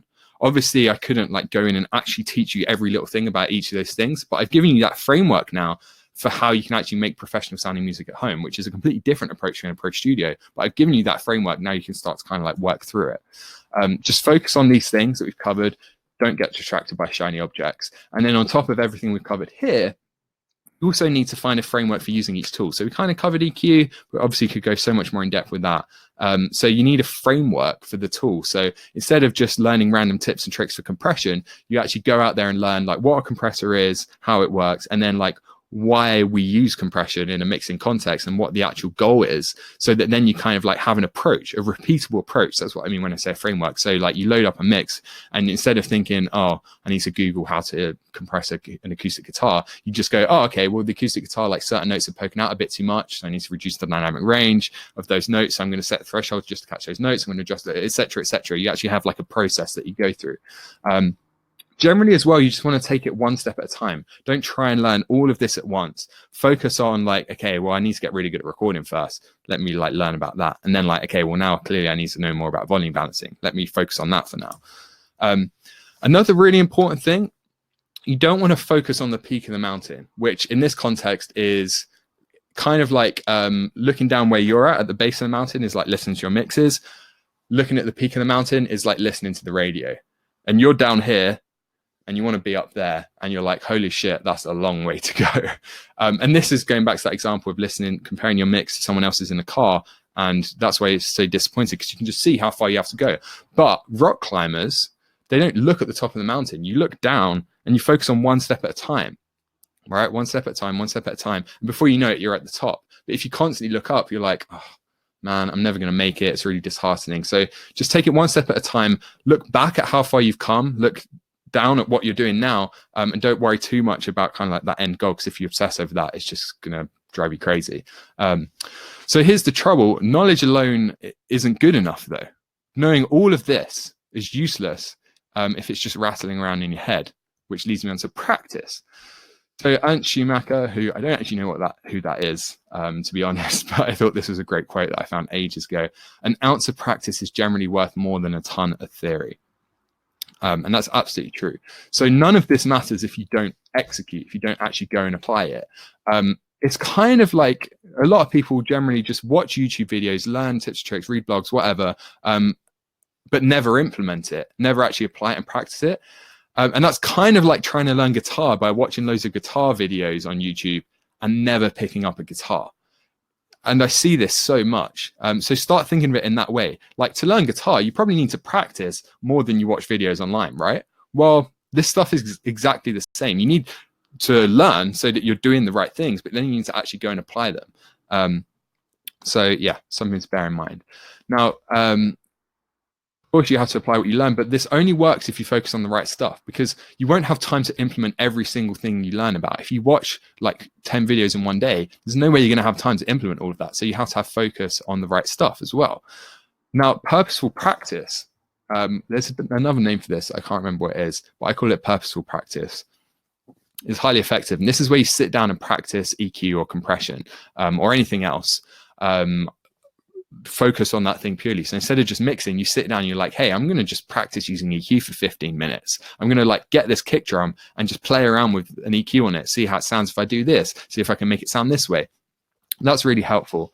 And then also you want to finish songs, actually go through this whole process that you can see on the right here over and over again, instead of just kind of getting halfway and giving up, or starting halfway down, because all of these things matter, and you need to go through the process as a whole before you can learn in a more efficient way. If you just focus so much on just mixing and you get really good at mixing, but everything else kind of sucks, then you're doing your music a disservice. You need to go through the whole process again and again, because every time you finish a song, fully finish a song, you would have learned so much. So when you start your second song, you've learned about every aspect, apart, instead of what I see some people doing is like they'll record like 10 tracks at the same time before they mix any of them. And then they'll like add EQ to each of them individually. And then they'll add compression to each of them individually, which is crazy to me. What you should do instead is record, edit, mix, release a track without doing anything else, and then go through that process again and again.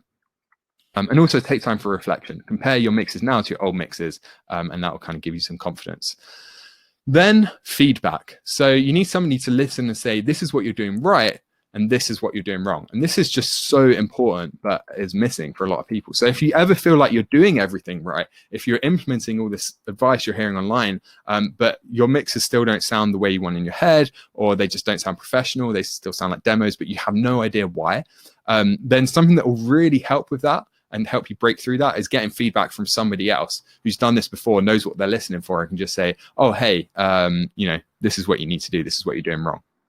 Because when you're too immersed in your own music and mixes, it's impossible to be objective. Like, in addition to getting feedback and can point you in the right direction in general, also in the context of music, we get so submersed in our own music that we can't hear the flaws and we can't hear anything objectively. So you need someone else from an outside perspective, and it's going to be really easy for them to say, what the hell, dude, that vocal is way too loud, whereas you kind of got used to it, right? And then finally, guidance. So this one is tricky, really tricky, because it's really hard to find now. But ideally, you need to find somebody who can help you with the really specific stuff and actually give you kind of like additional guidance. Now, the reason for this is because sometimes it's hard to apply what you learn to your own music, your own genre style. You learn something and it's always going to be quite general. So then you go and apply it to your own genre style and you're like, well, does this apply to like pop? Does this apply to rock? How do I do it differently? So it helps to have somebody you can ask questions about really specific stuff, because there's so many contextual and specific things when it comes to music and mixing that it's impossible to cover every genre, every situation when teaching. I really struggle with this. You have to teach in a way that's quite general, because everyone's doing something that's completely different. But then there's this gap where people are like, well, how do I apply this to my music? And obviously I can't just show everyone how to do it on their own music. So there is this kind of gap here. You need somebody who can cover those areas that can't be covered in any form of mass teaching. So go through these 4 things over and over again, and it's easily the fastest way to learn. So where do you find these 4 things? Now, I didn't get all 4 of these from college, from university, even in first year when it was good. And then obviously it all went to shit. So I had to go out and find them elsewhere. Now, some college degrees do give you all 4, but this is obviously going to be expensive, tens of thousands in the UK. I don't know, but I think like hundreds of thousands potentially in the States. Super expensive. Obviously, the main thing here is extremely time consuming to do a degree. Not an option for most people here watching who will have day jobs or they've really been to uni or college or like whatever. That's just not an option for a lot of people. So then you have kind of other private schools and short courses that might provide all these 4 things, like SAE Institute, Full Sail, Point Blank, those kind of private schools. But often you have to be there in person. And I also find that these courses don't often give you the whole framework. They're not specific to recording your own music in a home studio. So they don't give you that framework. It will just focus on one area like mixing or something like that. Studio internships give you all 4.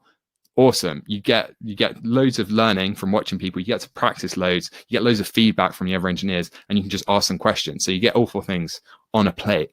But as I'm sure you're aware, it's very difficult to find a studio internship. And again, this would also be very, very time consuming.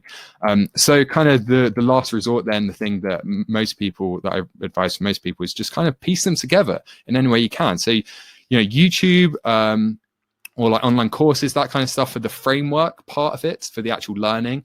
Then your own practice, just making time to actually sit down and practice and make sure you're spending just as much time practicing as you are learning. Kind of 50-50 is about the right split. Then feedback and guidance from fellow musicians that you know in real life, or use Facebook groups, forums to get feedback. Be careful, because I find sometimes in forums, Facebook groups, it is sometimes the blind leading the blind. So you want to be careful who you listen to and kind of take everything with a pinch of salt. So it's tricky to navigate that, but you can ask questions in some Facebook groups, forums, and share your music to get feedback. Ideally, of course, if you have friends who are engineers, so this was me, then that's kind of the best case. If you know engineers who will help you with all of these things, especially the feedback and guidance part, then that will really help. So you know how to get good source material, what to focus on there. You know what the core tools are. You know how to approach the mixing process. You kind of can see the roadmap there. And now you also have a new mindset, this focused mindset, and you know what habits you need to develop. So that's it. We covered the only 3 things that matter, and we covered those 7 steps. So this now should make a lot of sense. Again, I'm going to hand it out at the end as a PDF so you can print it, stick it on your wall, whatever. And that should help kind of guide you. But I just want to reiterate again, like even disregarding the kind of 7 steps, these are the only 3 things that matter. Forget everything else, just focus on these 3 things. It's all you need to do. So we've covered them all here. So knowing all of this, if you had really good source material, if you could get your kind of recordings, everything else to the point where they already sounded awesome, and then if you felt comfortable with those 7 tools, and you also had like kind of a way of approaching the mixing process using those tips I shared with you earlier. And on top of that, you also had a good mindset. You were focusing on the right things, learning all the right things, and you had good habits that would just kind of accelerate in your learning. If you had these 3 things, do you think that you could make music that sounded good enough to be played on the radio eventually? Do you think that would be possible if you actually went and applied these 3 things? Type yes, because I want to know if like this feels like enough for people. Do you feel like if you got those 3 things down, and I'm not saying that's necessarily going to be easy. There's still a lot of work to do there, but hopefully that gives you a roadmap. I just want to know if you can see how those 3 things are, and those 7 steps are the most important, and how if you actually went and executed on this, anyone watching this could get to the point where the music sounded professional if they had the time and energy to do those things. Cool. Yes. Perhaps, yeah, almost there. So not 100%, but you can see how like it would help. And yeah, it's not overwhelming. Well, that's the best thing you could have said, because that's my main goal here, is to just get rid of that overwhelm and identify the core steps that you actually need. So let's say you try all of this and you mess up a little bit and only make it 80% of the way to a studio level sound, right?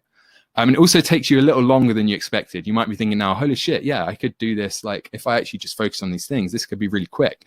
Let's say you screw that up and you only make it 8% of the way there. How much would that still transform your music? 80%. Sounds pretty good to me. Now, what if you completely screwed up? If you got a lot of this wrong, got distracted, fell for shiny object syndrome, etc. Wouldn't that still be awesome if you weren't overwhelmed, even if you screw this up and like you only kind of get halfway there, but you notice a big improvement in your mixes, you feel more confident, you're actually kind of like maybe happy to share them, mixing's more fun. Even if you don't get to a radio ready standard, applying these things and screwing it up completely would still be awesome, right? So at this point in the webinar, you basically have two options. So the first option is go at it alone. Go and take everything I've taught you here and kind of start working through it. If you're like me or a lot of people, there is a risk that you could waste a few years kind of figuring this stuff out, getting frustrated, wondering where you're going wrong. That's definitely the option that I took. Or the second approach, the other option is that you can learn the proven system, learn a framework from somebody who's not just done it, but truly mastered it and is one of the best in the world at teaching it. They're the two kind of approaches moving forward. So I wish I could give you everything right now. I really do. And I try to do that with our free content on YouTube, on the blog. Obviously, it's kind of like all separated out, but I try and make sure like everything's there. So I wish I could give you all right now, but we'd be here all day. Obviously, I can't do that. So I do have a special offer just for people who are here on the webinar, who made it this far. Awesome to see that the majority of people who started this are still here, which is awesome. So cool. Yeah. If you are interested in that, I can tell you a bit more about that second option, which would be working with us, getting that proven framework. If that's something you'd be interested in learning about, just type yes, because I want to make sure that there are people here who are interested in learning a bit more about that special offer and interested in learning what it would mean to kind of work with us on a deeper level. Yes, neat, yes, awesome, cool. So, basically, we have a program called Home Studio Masterclass. So first of all, what is the masterclass? Well, it's kind of on a big scale, big picture. It's everything you need to make radio-ready music at home. Shows you how to make radio-ready music at home. It shows you how to master the fundamentals of recording, mixing, and it will help you to finish your best sounding track yet. Now, it's a 9-week online training program that goes into every single step in detail. So we cover recording, editing, mixing, mastering, everything. Like I said, you need the complete framework, not just one piece. So we cover everything. You can log in, access the content anytime you like from anywhere in the world, 24/7. Something that I just wanted to add here is that it's a complete program. It's not just really an online course, and we'll come back to that in a second. It's designed to change you. It's designed to change you, your mindset, your habits. It's designed to change your music. It's designed to change your life. Because like I said, Patrick, who worked with us earlier, gave you that example. I know I mentioned him a lot because it's just such a good story. He got signed off the back of one of the tracks that he did 3 months in of working with us. So this can kind of lead to that next step in your career if that is your end goal. So this isn't kind of like anything that you've seen before. So here's what makes it different. So first of all, you get the convenience of an online course plus all the additional benefits that you get from doing a college class and more. And I'll come back to that in a second. It's also the only program built specifically for self-recording musicians working in a home studio. So anyone here who is a self-recording musician working in a home studio, this was built specifically for you. And as far as I'm aware, there's nothing else out there that was built with that person in mind specifically. It's the only program that covers every step from initial song idea to finish and release track. A lot of programs out there will be, about EQ or compression or mixing, or you go, even studying at university, it was like I learned audio production, but there were just these huge gaps where they didn't cover everything. So we make sure that there's the whole framework there. It's the only program that goes into enough depth to take you from bedroom demo to radio-ready quality. So we do go really, really deep. It's not just kind of surface level stuff. And it's the only program that revolves around this focus mindset. So if that resonates with you, focusing on the right stuff, less is more, all that kind of stuff, then this is the only program out there that really takes that and only covers what you need to know so you can get fast results. So if you can remember the learning loop from earlier, there were 4 key aspects, right? Recap here quickly: framework, practice, feedback, and guidance.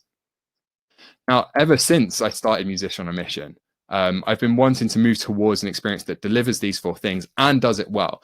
My kind of bad experience at university was a big motivation behind this. I kind of knew that these 4 things were important, but we couldn't really do that at first because it was just me. But over the last 4 years, our team has grown. And now it's actually possible for me to put something together where we can actually deliver those 4 things consistently to a large group of students. So if you want a quick, easy, and affordable way to get these exact 4 things, to get the framework, to get focus practice, to get feedback, to get one-to-one guidance, then I think you'll like this. So here's how we give you the framework. First of all, I show you everything, whole framework for recording and mixing to professional standard in a home studio. And this kind of part of it, the actual training part, giving you this framework, is basically my life's work up to now, figuring this out. The last 13 years, just figuring out how to consistently make high quality professional sounding tracks in a home studio. So I'm going to give you that whole framework. And that's just in the form of online training. HD video. So over 30 hours of video demonstrating everything from mic techniques to EQ, compression, reverb, every single step in detail. It's all built around this idea of focus, because most people try to learn too much.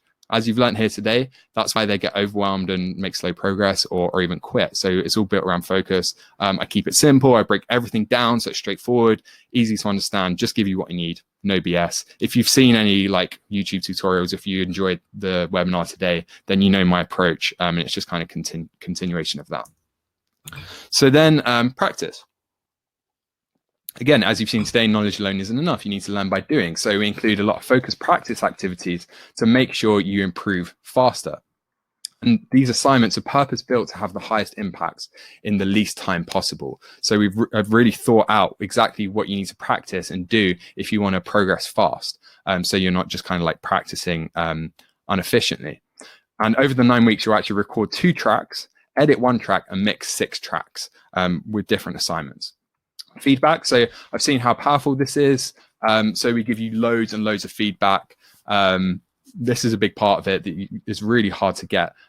So feedback on every single assignment. And this isn't just like, a few paragraphs. It's like pages and pages of notes, like a whole PDF, often like 4 pages or so, that goes through every single thing in detail. And this will be on your own music. So part of those assignments, if we go back to that, so 1 or 2 of those, or a few of those, you have the option of using multi-tracks we supply, or you can just use your own music this whole time. So you're going to come out of this with like a finished track that sounds awesome. And all the feedback is going to be on your own music, just to clarify that. So this is just to check that you are applying what you've learned correctly, make sure you're not going wrong anywhere. And then in addition to feedback on all the assignments, you get feedback on your next few tracks after completing the 9-week program, just to make sure you're making the progress that I would expect you to make. So it's 9 weeks long, but after that, we expect you to keep improving. So there's even more feedback to make sure that's the case. Like I said, we go really in depth. I would show you one now, but we're kind of strapped for time, and I'm not sure if I have one to hand, but yeah, it's a PDF that's pages long. So now that we've listened to your music, we can then give you specific advice on how to improve before you move to the next step. So there's lots of one-to-one coaching, high touch kind of aspect, guidance, anything you're not sure about, we're here to help.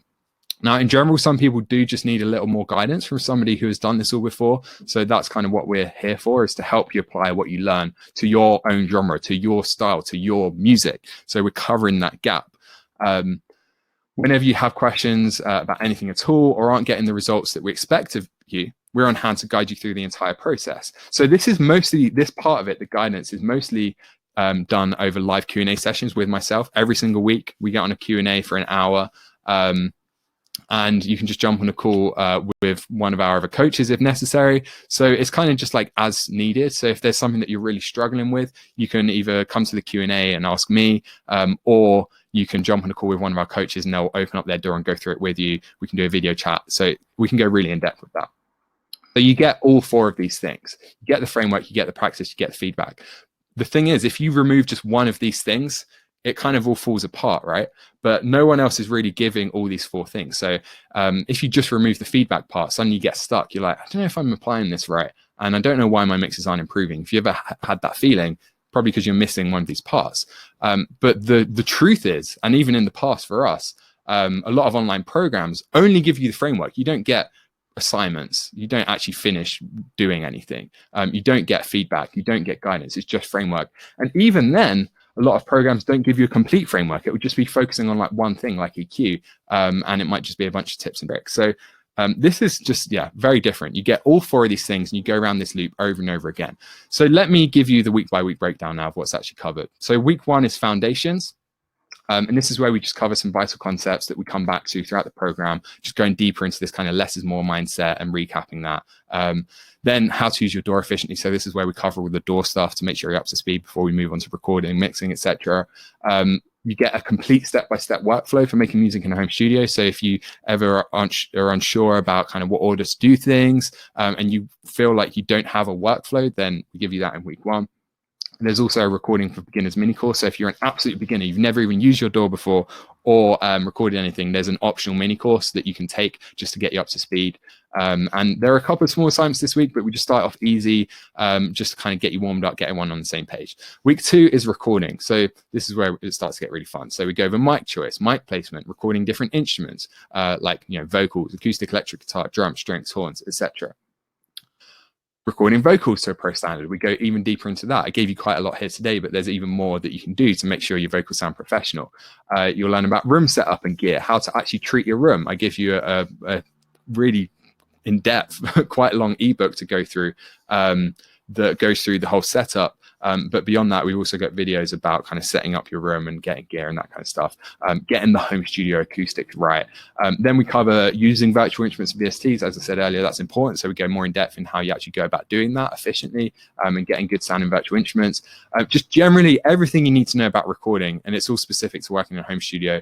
And we talk about virtual instruments, but this still applies if you record everything in the real world and don't use any virtual instruments. And then lastly, just a few songwriting tips, because that's still really important, as you saw earlier. This week, there's a recording assignment with feedback and guidance. Then week 3 is an action week. So you get a dedicated practice week to record an original song from scratch, so one of your original songs. Then you get in-depth feedback on that track and any guidance that you need before you can move forward. So you can see now we're going through that loop, those 4 things every single week. So that's week 3. Week 4 is editing. So we cover vocal editing, pitch correction, and auto-tune. You'll learn about fixing timing. So, just manually fixing timing, but also quantizing MIDI, quantizing drums, beat detective, that kind of approach, and quantizing other audio. We also go over comping vocals, so taking 20 takes and making one really good take out of it, and then just everything else that makes your track sound tight and professional. Editing is easy to overlook, but it's crucial, so we go over that in depth. Funny enough, you get a track to edit as practice. Again, you get feedback and guidance.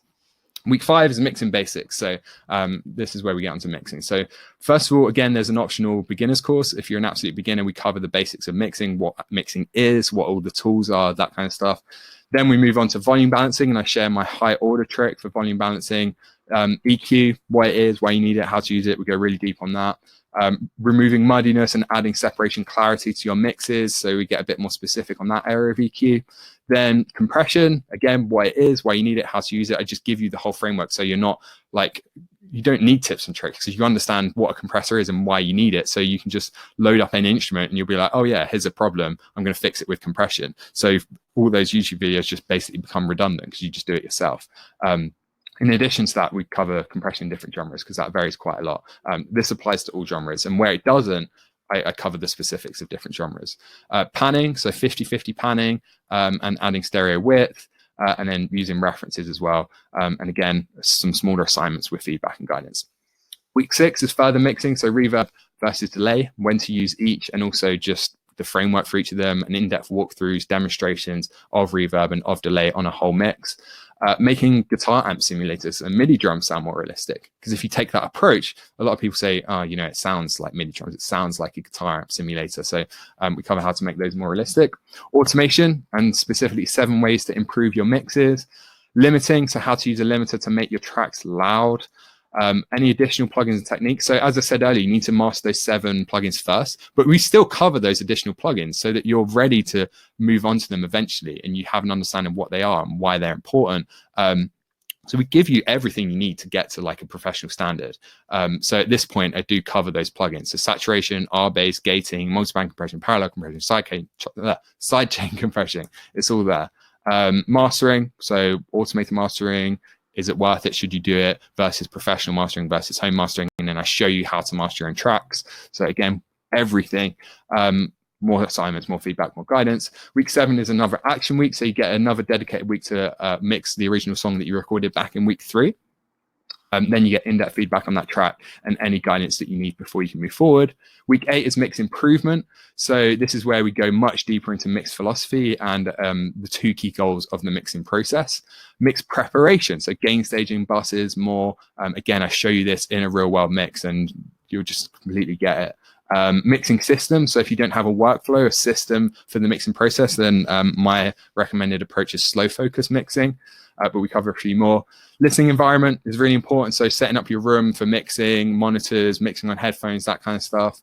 And then we go into more advanced EQ and advanced compression tricks and tips now that you've really mastered the fundamentals and you're ready to actually learn some kind of more advanced stuff. And then mixing different genres, how different genres differ. And then finally, we also cover how to train your ears and develop taste. If you feel like, oh, my ears just aren't good enough, I'm never going to be able to do this. Everyone starts there. So we show you how to train your ears really fast and develop taste so that actually having an intention is an easy thing to do. And then finally, week 9 is another action week. So you go through the whole process again. You take one of your original songs, you record it, you edit it, you mix it from scratch. So you go through the whole process again. Then we go back and forth until it sounds awesome, doing feedback. Then I'll send it to my personal mastering engineer and cover the costs. So you come out of this with several finished tracks, but this will be your best one. So you come out with a finished track, ready to release if you want to. And I can pretty much guarantee that this will be your best sounding track ever. For most people, it's like significantly better, like night and day difference. Because yeah, you've learned so much, you've over the 9 weeks, you've gone through that process, it's going to sound like amazing. So the big question that I get after going through that, it can sound like a lot, like that's a lot to learn and a lot of assignments. So how much time do you need for all of this? So the 9-week kind of structure is optional. It's highly encouraged because I want to give you deadlines to actually kind of like get you to create some time and commit to this, but you can do it completely self-paced if you wish. It's basically just tailored to you. This isn't just an online course where you sign up and then you don't hear from us. We'll be going back and forth all the time. So it's tailored to you. We can just adjust the schedule. If someone comes up, you're like, hey, actually, you know, I'm on holiday next week, and we push that back, or hey, I've been really busy this week, we hit pause, or can I go back, etc. Now, to get everything you can out of this, it will take around 5 hours per week. It does differ a lot because it depends how fast you can record, mix, etc., how fast you learn, that kind of stuff. So it does differ, but I can give you a kind of baseline of around 5 hours a week. So for most people, that's this is built for people who probably have full-time jobs and other commitments. So it's not a full-time thing at all. So 5 hours a week, for most people, that's easy enough to create. Maybe that's just 2.5 hours, a couple of evenings, an hour an evening during the week, 5 hours on the weekend, however you want to do that. So you just need to create that time. If you don't have it ready, just create it. It is possible to do the core track if you just watch the videos and take the framework and skip some of the assignments if you want to, then you can do it in just a few hours a week. But just to reiterate, it is built for part-time musicians, people who are doing this part-time, who are hobbyists. It's built to work around full-time job and other commitments. It's not like a full-time schedule. So if you're still in doubt about whether you'll have the time to do it or not, we have some really good refund policies, 2 different refund policies that I'll tell you about later. So just give it a try. If you can't find the time, no problem. You just get a full refund and more. So we'll come back to that. Now, the training itself is hosted inside a private members area, accessible from anywhere in the world 24/7. So this is the window you see when you log in at the end of the 9 weeks. You only see week 1 at first, week 2, etc. So you go into the module and then you see the lesson. There'll be a video. Sometimes there's text as well. So you can just log in there anytime and crack on. So let's recap. Oh, and also there, it starts when you start. So there's no set start date. Just when you sign up, week 1 gets unlocked, and a week from that day, week 2, etc. And then we can personalize it to you if you want. So recap now. So if you can see clearly, like I do, that having focus is really the key to making this work and doing it in a quick way, then this is the only place you can really get that focus.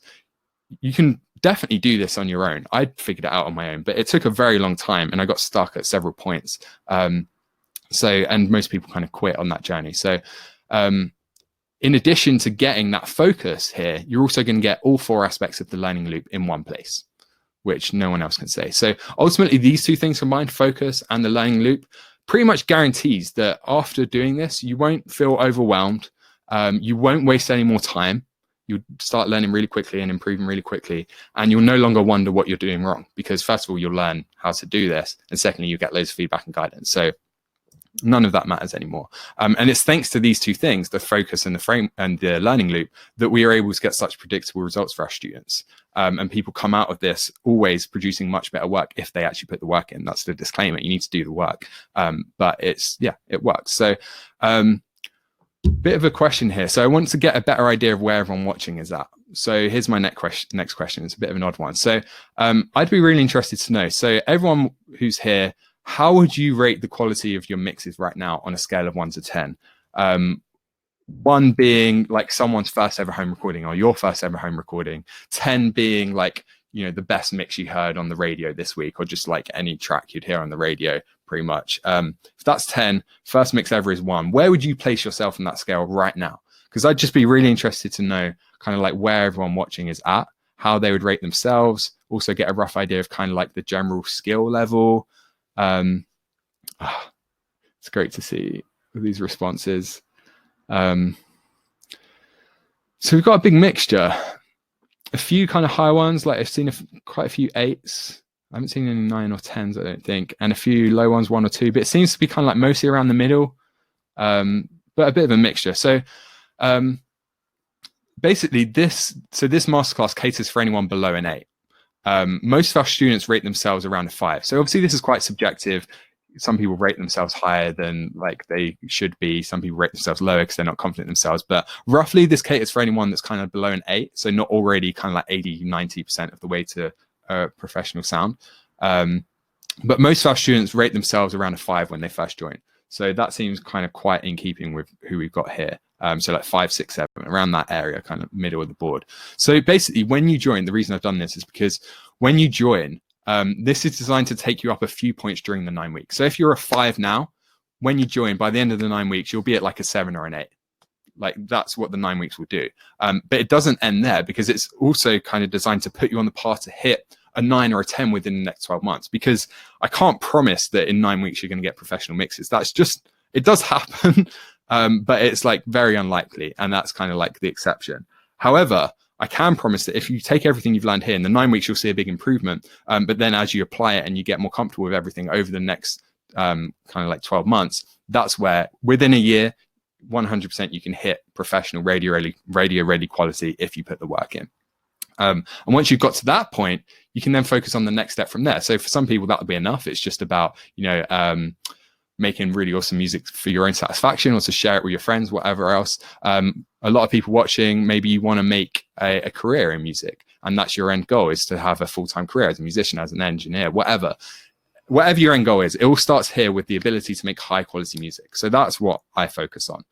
That's kind of the thing that enables everything else.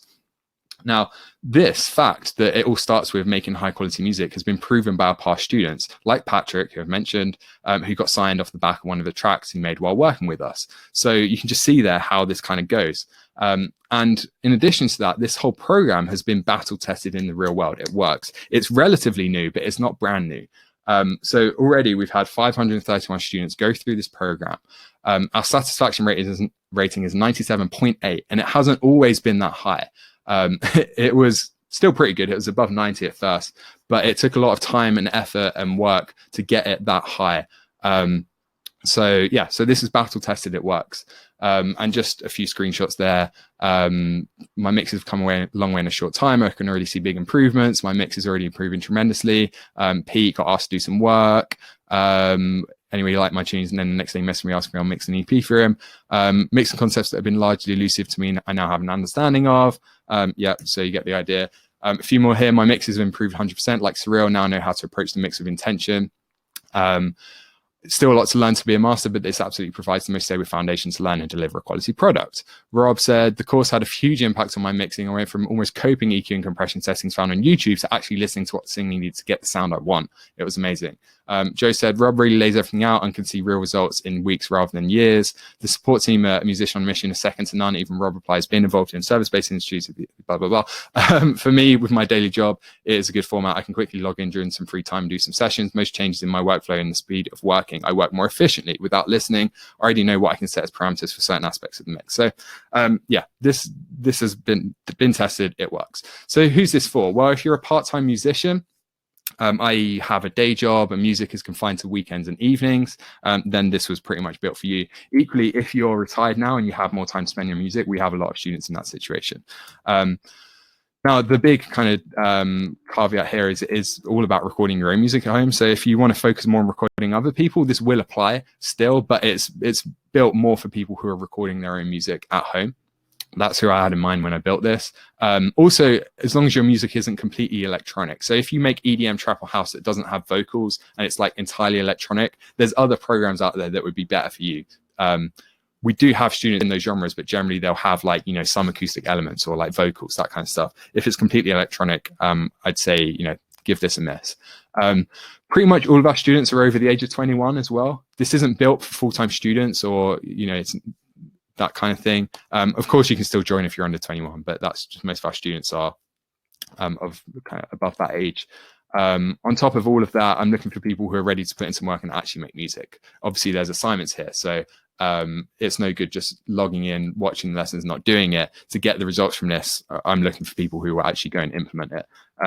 So if you don't meet these exact specifications, it's not for you. So if you don't fall into this, then this isn't for you. So I'm very exact about making sure the right people join here, because when the right people join, they get results, which means, you know, we have better mixes to show for it. We have happier students, like, et cetera, et cetera. So it's in my best interest to get the right people for this. So yeah, there you go.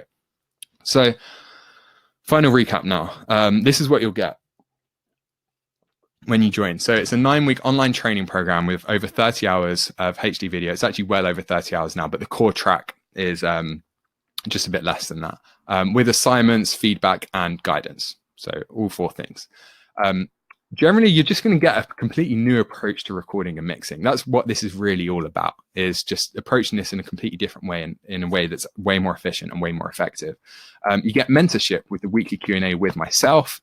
Every single week, lifetime, not just for the 9 weeks, lifetime access to weekly Q&A with myself. So even 2 years down the line, if you're struggling with something, I'm going to help you with it. And then also on top of that, private community Facebook group where you can also get help, to chat to people, that kind of stuff. A few bonus courses. So for recording for beginners, for absolute beginners, and mixing for beginners. Again, so if you're an absolute beginner, don't worry, we'll get you up to speed. Equally, if you're intermediate, advanced, you can kind of like skip that stuff. EQ Like a Pro, which is an additional kind of masterclass that I include that goes even deeper on EQ, and also Mix with Compression, another in-depth masterclass. I'll send you a physical copy of our book, or my book, rather, Stop Recording Amateur Vocals, which is all about vocal recording. Then you get access to Behind the Mix, which is another bonus pack, which is basically just a collection of step-by-step live mixes. So not just me walking through, oh, you picked this plugin, and then I did this. Then it's literally me like, hey, here's an unmixed track. Let's mix it together in multiple genres. So if you've ever wondered, if you've ever wanted to see someone mix your genre and mix from start to finish, you get a whole database of these. And some of them, like, they are like 8 hours long, because it's literally me just mixing it. So that's included too. And this I wasn't sure about including. So if anyone's already familiar with our membership program, then you'll kind of get why. But basically right now I have people going through the membership program, lots and lots of hundreds of people part of our membership program called Home Studio University. And it's $50, well, $49 a month.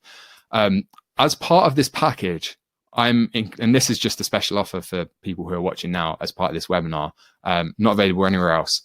You'll get lifetime access to that membership. I've never done this before. I really wasn't sure about including this or not. So let me just kind of give a rundown of what that is. So every month you get new tutorials, exclusive tutorials with like tips, stuff that I don't share anywhere else. You get access to a database of all past content, all past tutorials as part of the membership program. You get a mix critique once per month. You get what else you get? There's the Facebook group. You get access to a live studio session. So once per month as well, I go live and mix a track from scratch. So you can just watch me mix live. The most important thing is the database. So anything you're unsure about, instead of going to YouTube and searching, you go to the membership area, you search, for example, EQ kick drum, and then there'll be a video about it. So it's just everything you need is there just when you need it. So that's huge. So lifetime access to that. So if you actually kind of added up the prices for all of these, so right now we have people going through just the 9-week program who paid $1,800. On top of that, the membership program is $50 a month. All this other stuff, if you added it all up and bought these individually, it would cost you $7,710. That's not just a made up number. That's literally how much it would cost you if you went through and bought these things individually.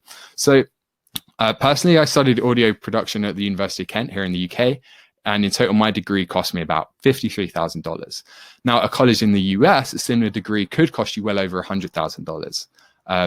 On the other hand, what if you decided to go to a local studio to lay down an album, right?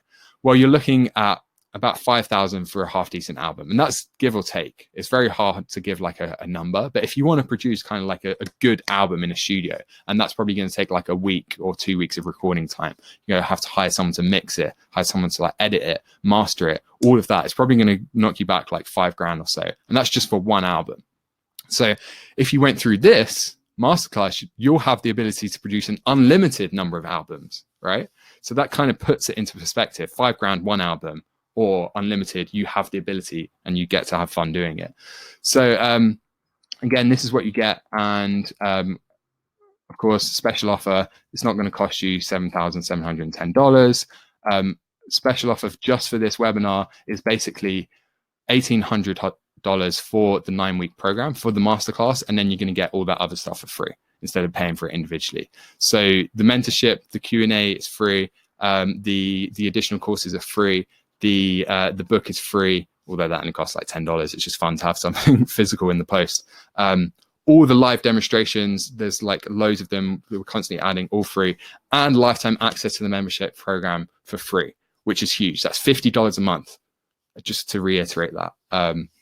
So $1,800 is the offer just for this webinar. Special offer, only available until the end of this webinar. So you don't have to join right now if you're like, holy shit, I need to do this. You don't have to join the masterclass right now. You can still join later, and that, of course, that's absolutely fine. But I just wanted to put together this offer to reward the people who are still here on the webinar. So there's still like over 100 of you stuck around. Obviously, you care about music, so I just wanted to put something together just for you people watching here. So if you don't have $1,800 sat in an account right now, we do have a payment plan available, which is $180 a month for 12 months. So for just $180 today, you can get access to all of that. And then it's just monthly installments from that day onwards. So ends up costing a bit more, but yeah.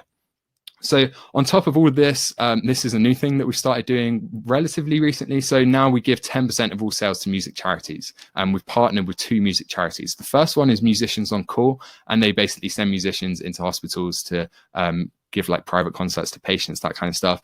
And also we partner with a charity here in the UK who are extending to the US soon, which is Music Minds Matter, which is basically a free helpline for professional musicians.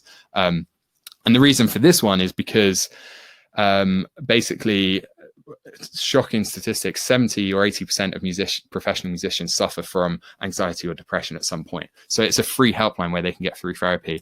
So basically, I kind of see it as mental health is really important. We help amateur musicians, or kind of hobbyists rather, through like our training, our free training on YouTube and this program and everything. And then we help kind of non-musicians through Musicians on a Call with music therapy in hospitals. And then we help professional musicians through Music Mind Matter, which is a free helpline for pro musicians. So yeah, 10% goes to those charities. So what if you join and it doesn't work out? Will we have a 2-tiered refund policy? So first of all, there's a 14-day cooling off period. So whether you pay in full, whether you get the payment plan, whatever, you get 14 days to give the program a try. And if you aren't happy with it for any reason, if you don't like the way I teach, or my face annoys you, whatever kind of bizarre reason, it really doesn't matter. No questions asked. I'll happily give you a full refund within that 14-day cooling off period. And if you were on the plan, then we'll refund you and cancel the plan. Then on top of that, we've got the win-win guarantee. So this is a bit different.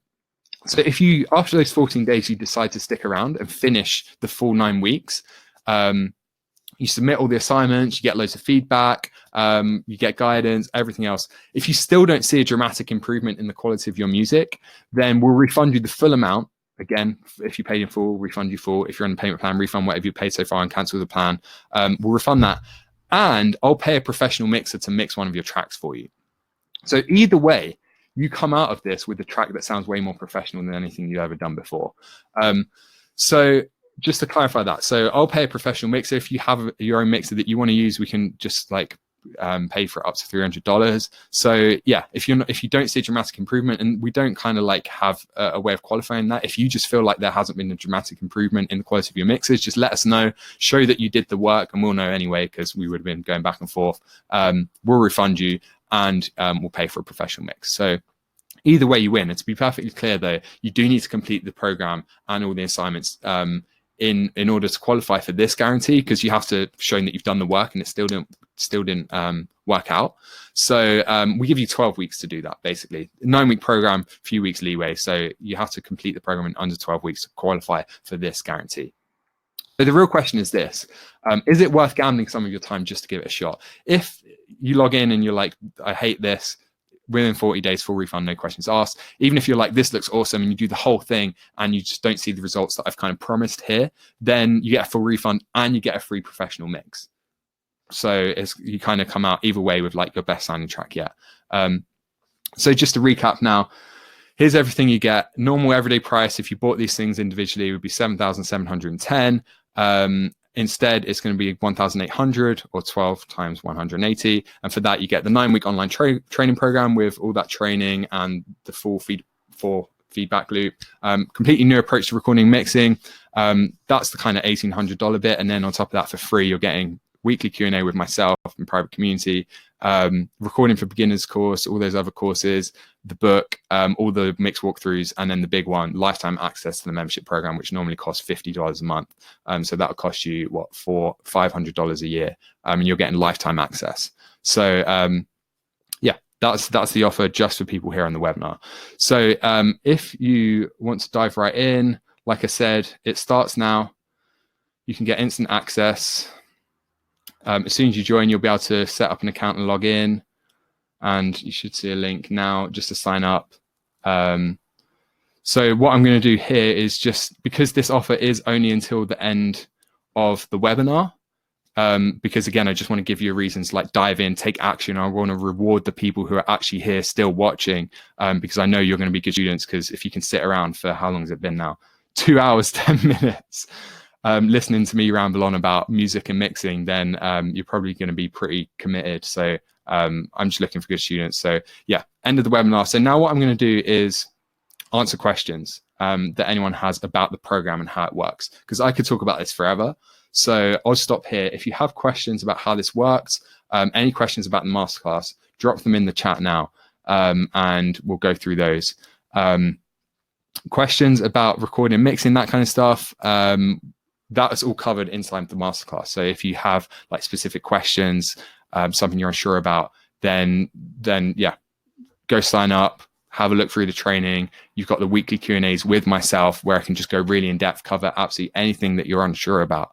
But otherwise now, I'll just give you some time to have a think if you have any questions about how this works, and I'd love to help. So will it improve live mixing? Tommy, maybe if you could clarify that. So like as in like live sound engineering? No, it's purely about like recording, mixing in a studio. So some of it kind of applies to live sound. I've done like loads of live sound in the past, so I know really well kind of the differences between the two. Some of it does apply, but no, it's not really built for that. It's built for in your studio, recording, mixing, editing, finishing a track and releasing it. How much if I can't start until 4th to 12th? So right now, basically, it's still 1,800. That's just the price for the masterclass. We've got loads of students going through who pay that price. Like multiple people signed up in the last week at that price. So that's just the normal price. You can join anytime at that price. Here, it's just you get all these added things for free. The main one being, on top of everything else, the lifetime access to the membership program, which is huge. So basically, once you've gone through the 9-week program, like I said, it's built to set you up to reach professional quality within the next year or so, so that you can then focus on anything else you want to do after that. So just to make sure that absolutely happens, the membership program is going to give you like that little bit more. So more kind of like videos that are more specific. We're constantly adding to it. The community is really cool. Of course, like the big factor here is the critique every single month. So that's huge, and that's the one that I'm slightly concerned about, because I don't do the critiques myself. I pay someone to do the critique. So by giving you lifetime access, you're essentially getting a critique every single month for the rest of your life. So yeah, I hope I don't come to regret that. But that's like the big one here. So the normal price is 1,800, but if you join, you get now, before the end of the webinar, as a reward for taking action, you get all that other stuff for free. Norm, how much if I can't start until the 12th of April? Oh, sorry, I literally just did that one. Gavin, could you email me the PDFs? Yeah, so I'll be handing out the PDFs at the very end of this. When we kind of wrap up, I'll give out the full kind of bundle. Robert, can I apply these tips to hip hop and R&B? Yeah, for sure. So everything that I covered here today is kind of big picture about how to actually go about learning this and getting to the point where your mixes sound professional. So that applies to kind of all genres. The EQ stuff that I showed you definitely applies to genres.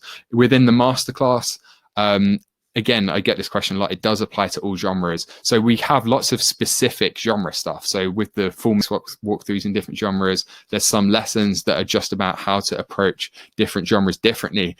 Everything else, it's not specific to one genre or one DAW or one plugin, because once you understand the framework behind EQ, once you understand and feel really confident with EQ and why you need it and how to go about it, it doesn't matter what genre you're working with, because you'll use references or you'll just know how to go about it. It's kind of hard to explain, but generally, kind of like in the simplest form, generally what I teach doesn't apply to any specific genre.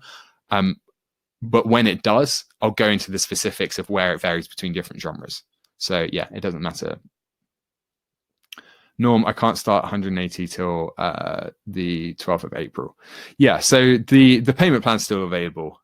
So just like if you want, Norm, just drop me an email and I can give you all the information about that. But yeah, like I said, that's fine. You can still join in a few weeks. You just won't get any of these bonuses. It would just be the core program. David, thanks for the session. Some great advice. Have to leave out. No worries. Thanks, David. Okay, let's see here. So Dave, is it suitable for heavy genres too? Yeah, absolutely. So I'm trying to think of specifics, but one of the mix walkthroughs is like heavy rock, and we're also constantly adding more ones like metal. And again, just I go into the specifics. So like something like heavy genres, like compression is the big difference. So that's why there's a whole lesson about using compression in different genres and how that actually differs. So there's lots of examples of heavy genres there. So keep the questions coming. Norm, awesome. Yeah, just drop me an email and I can give you all the information, the links and stuff for that.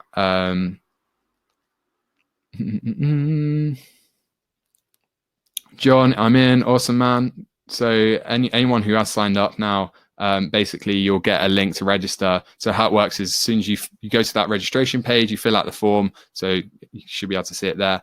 You fill out the form, so enter details. Then as soon as it goes through, you'll get access to a link where you create your account. So you just click that, you create your account. You'll be able to log into the members area right away to crack on with week one. At first, all you'll see is week one. So you can crack on with that. Also, as soon as you sign up, there's also a link to just upload a first mix, just initially, just any track you've got that you did recently, just for some initial feedback, so that we can kind of point you in the right direction and say, you know what, focus on like these things. So in week 5, we cover this, make sure you pay special attention to that. But otherwise, you know, just some quick pointers. So yeah, that's basically how it works. So go to that page, fill in your details, and you'll get instant access to week 1.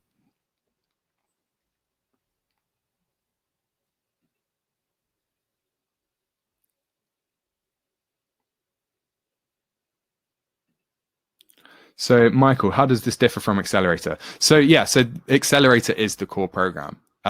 So if you're already familiar with Accelerator, we have been toying with both names, Home Studio Accelerator and Home Studio Masterclass. But basically, this package we've called Home Studio Masterclass, and I think that's what we're going to start calling it moving forward. But it's the same thing. So if anyone's already familiar with Accelerator, the core offer here is Accelerator, which is 1,800, now kind of called Home Studio Masterclass. The added benefit here is like all the free bonuses. Ruth, thanks, Ruth. Dave, will gear software and plugins sorry, I'm kind of losing my voice here. Will gear software and plugins suggestions be covered? Yep, absolutely. So software wise, doors, that kind of stuff. Again, I don't approach it so much from the angle of like, hey, you should go buy this door. It's more, okay, what door do you have? And then we go through all the kind of most popular doors. If your door's not there, just let me know and we'll add it, or kind of like, oh, we'll jump on a call. So we just try and cater for all the doors in the actual teaching. In the first week, we've got like different playlists for different doors.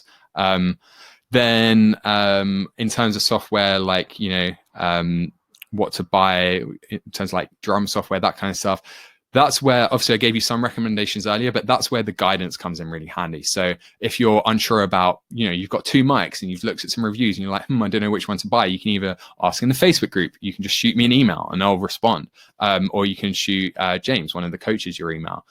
Or you can just come to one of the Q&As. So really specific things like that with gear. And this is where like it does change. So quite often people will send me, when they first sign up, they'll send me or James a list of all their gear.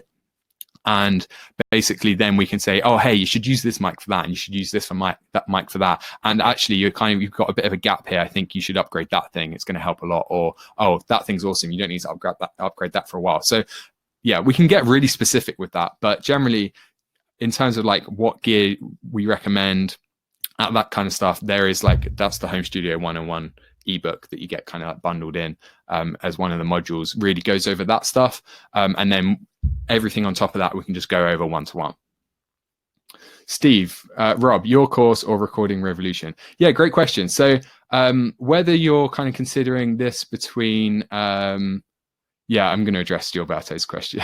Don't worry. Yeah, sorry. So if you're considering this and comparing it to like something from Recording Revolution or any other kind of site, like, Behind the Speakers, or like courses on like Lynda, all those kind of places, basically where this kind of fits into it is kind of like an online course on steroids. So the trouble with those programs is, if you just want something that's like kind of quick and there's like a one very specific thing like EQ, or like just mixing that you want to learn a bit more about, then yeah, sure, those programs are great. They're slightly more affordable as well. But this is like kind of a different beast, because it's convenient like those, but you get the feedback, you get the guidance, you get the complete framework. It's not just about EQ, it's about like writing, recording, editing, mixing, mastering, everything. So you get the complete framework. And just the one thing I can say is like, basically you get what you pay for. There's a reason this is more expensive than those programs. Those programs are great. There's some really good courses out there.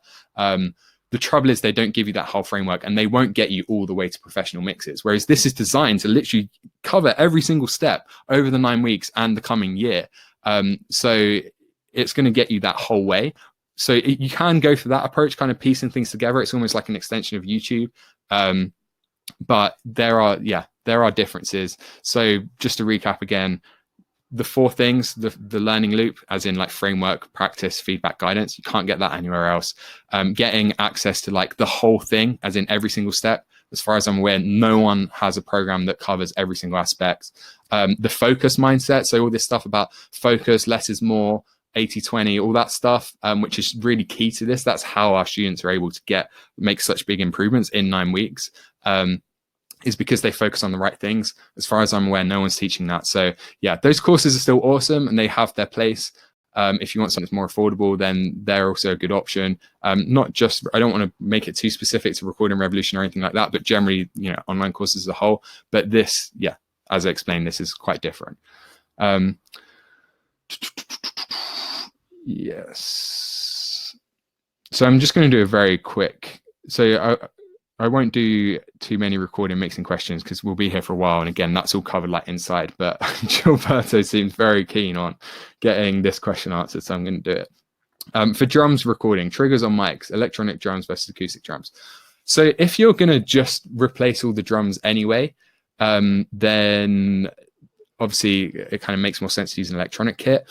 Honestly, there's no answer here. So it depends what your room is. If you've got a half decent room, then and if you've got a half decent room and a good acoustic kit, then one good approach is miking it up with 4 mics. You don't have to overcomplicate it, like a couple of overheads, kick, and a snare.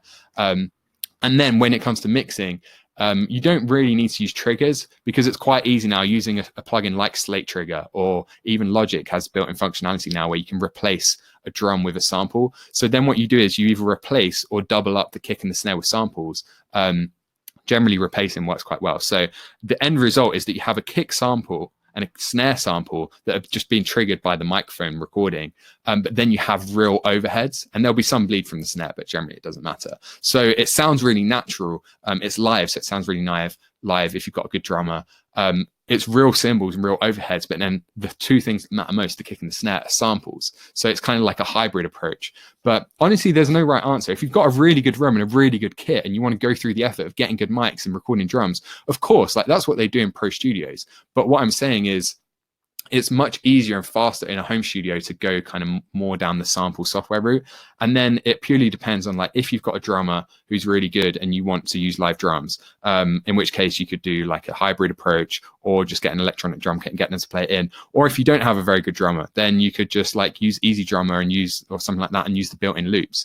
So to go back to your original question, triggers or mics, don't worry about triggers, just use mics, because like trigger plugins now are generally pretty good. Electronic drums versus acoustic drums depends on the room, and if you have a drummer, and how deep you want to go, how realistic you want it to sound. If you want to go for like a really natural live feel, obviously that leans more towards acoustic. If you want to go for a really tight, modern, professional sound, that leans more towards samples and software. So any other questions about the masterclass?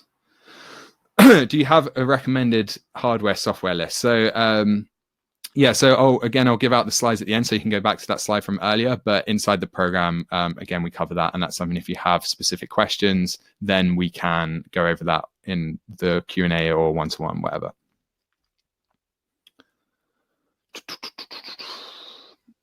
Tommy, any course for live recordings? Not right now. I think Bjorgvin from Audio Issues might have one, so go check that out. It's audioissues.com, I think.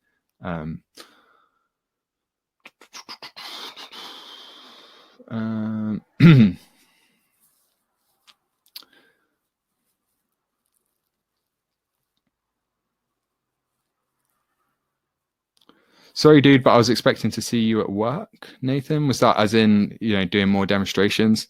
Yeah, I'm going to figure, if I do one of these again, I'm going to figure out a way to do more demonstrations. It's just tricky with the audio quality, which you probably notice isn't great. Let's see, Norm Stewart, cool. Many thanks for freely sharing your expertise and time today, Rob. It's interesting. While I already know a lot of what you feel. A few gaps for me, again, much appreciated. The course looks really comprehensive, but not for me at the moment. Cool, no worries, Art. Thanks for sticking around, man. Glad you liked it. Amric, thanks, man. Gilberto, no worries. Hopefully that answered your question. Tommy, I need to get my kid to bed, please. The PDFs. Shoot me an email, Tommy, if you can't stick around, and I'll send them to you. Because we've still got kind of like 10 or 15 minutes, depending on how many questions we get. So just shoot me an email and I'll get them to you.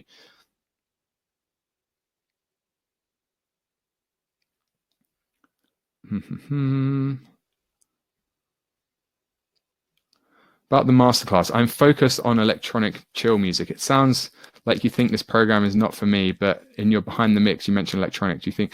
Yeah, so I think if it kind of depends where you're at in your journey with electronic music. So the reason I said I kind of like generally advise people that there are probably better programs out there for them if they purely do electronic music is because the biggest aspect, kind of like anything else, but a major aspects with electronic music is like the sound design and the source material. So what synths you use, what samples you use. The mix is pretty much done. Like when I mix an electronic track and the behind the mix that's electronic, it's only an hour long because it's like it already sounds so good that it's literally just a case of volume balancing, fixing one or two problems, and then sweetening. And like adding reverb, that kind of stuff. So like this will still work. This will still really help you if you're already quite comfortable with like stuff like FM synthesis, sound design, sample selection, because they're all things that are very specific to electronic music that aren't covered in here. But so most of our students who are on the electronic side, they join because either they just really want to learn all the mixing stuff, And they also record vocals or 1 or 2 acoustic instruments, so it's still really helpful for them to have that stuff. Or they want to use like live sounding drums, that kind of stuff. So it is still going to be really helpful, but only if you're already very comfortable with like the quality of your productions in terms of like, you know what synths to use, you know how to shape synthesizers, you like the samples you use, and your mix is already sounding good, then, and yeah, that's kind of where like the 1 to 10 rating comes in. If you do electronic and you're already kind of like a 6 or a 7, then yeah, this will definitely help. But I'm just hesitant about saying like it's for all electronic people, because I don't want them to be disappointed where they join and then there's not much. Or like we do cover like virtual instruments, but we don't cover like FM synthesis, because that's like a very specific part. Something we could add in future, and it's something that we can cover in the Q&As, and it's something that we could add to the membership program. But yeah, I just want to kind of set clear expectations there, which is why I say that. Sorry, don't spam me, guys. Yeah, I think everyone here is going to be pretty trustable. So yeah, thanks, man. Let me take note of that. So we're going to be wrapping up in just a moment here. Any other questions? Michael, will the accelerator website be redesigned as the masterclass? So it's pretty much the same. We are actually launching like a brand new design of the members area, which soon it's going to be all integrated into one. But the masterclass website is exactly the same as the accelerator website.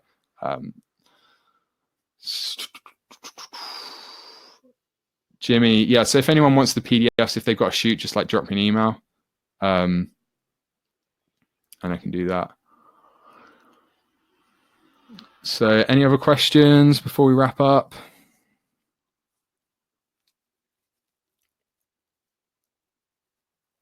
Yeah, Insta links, yeah. Dave will be in the box mixing, or will you cover hybrid mixing too? So it's pretty much all in the box. There is one lesson about using outboard equipment and how when to use outboard equipment, how it differs in the context of recording as well as mixing. But on the mixing side of things, it's all in the box. It's not, I don't really talk about taking a hybrid approach like throughout the course. There's just one lesson that kind of touches on it, because obviously it's important. More from like a tracking perspective though, because that's just my approach. I think plugins are like just as good and way more cost effective, efficient, easier to use. So that's kind of like how I teach. It's all in the box.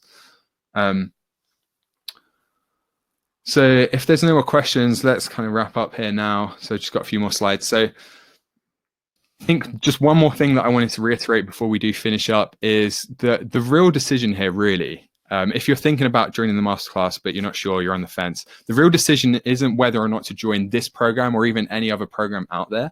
That's not really the decision that you face with. It's more about whether or not you're ready to commit to making better sounding mixes and finding more enjoyment in the music making process and taking the next step to a full-time career in music, or whether or not you want to continue making mixes that sound the same, wondering where you're going wrong, feeling overwhelmed with the whole process, wasting time learning the wrong stuff, or trying to figure all of this out by yourself. That's a decision. It's really a decision about how committed you are to your music and how much of a priority it is in your life. Because if it's a big priority and you're really committed and you want the result of having pro mixes and the ability to do that, then this should be a no-brainer. But you need to make that decision first. How much of a priority is this? Are you ready to commit? How committed are you to your music? So if you've stuck with me here, if you're still around, then I know you care. Obviously, you're still here listening. So I do encourage you to take action and commit to your music, even if it isn't this program, even if it's another program or whatever the case. To everyone here watching, I just encourage you to take more action and really kind of start taking your music seriously. So if that is you and you're ready to dive in with the masterclass, just hit the button now, go to the sign up page, enter your details. There's 2 pages. So first you enter your name and your email address and your phone number. Then after that, there's another page where you enter like your payment details and stuff. After that, you go to the registration page where you set up your account, and then you'll have instant access to week 1. You can get started right away. Minutes from now, you could be in there going through week 1. And then we also kind of get started on feedback. So just hit that button on the page, enter your details. If you can't see the button, you're having any issues with that, just go to musicianonamission.com/masterclass. So once again, musicianonamission.com/masterclass, and that'll take you to the registration page. So yeah, you should see the button there though. So any last questions before we wrap up, and then I'll hand out the PDFs.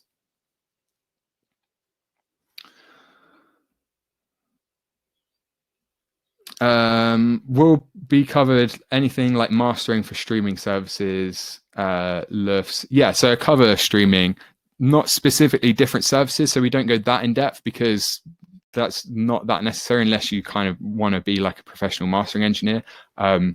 If you're mastering your own tracks, there are like about 15 steps that we go through, and we've got like a checklist and everything. So we cover all of that, how to master your own tracks. LUFS, not specifically. So it's more a case of like covering the different approaches to mastering. So Deontay said, do you have advice on which mastering chain to use? So yeah, we go through that whole process and I show you how to master your own tracks. A couple of approaches there.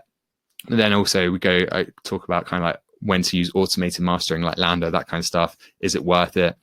And also when to use like a professional mastering engineer. So yeah, mastering is covered quite in depth.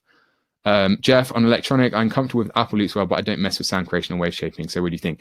Jeff, I'd say go find like a production course. So if you go to edmprod.com, there's a really good course that they do called EDM Foundations. So it's called EDM, which is like, you know, a category of dance music, but it's actually kind of meant to be like an umbrella term for all electronic music.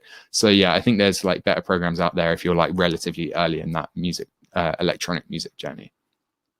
Jeff, looking to improve my mixes. That is why I'm here. Yeah, so I can see obviously they are linked. Like if you want your production to sound good, obviously they need to be well mixed.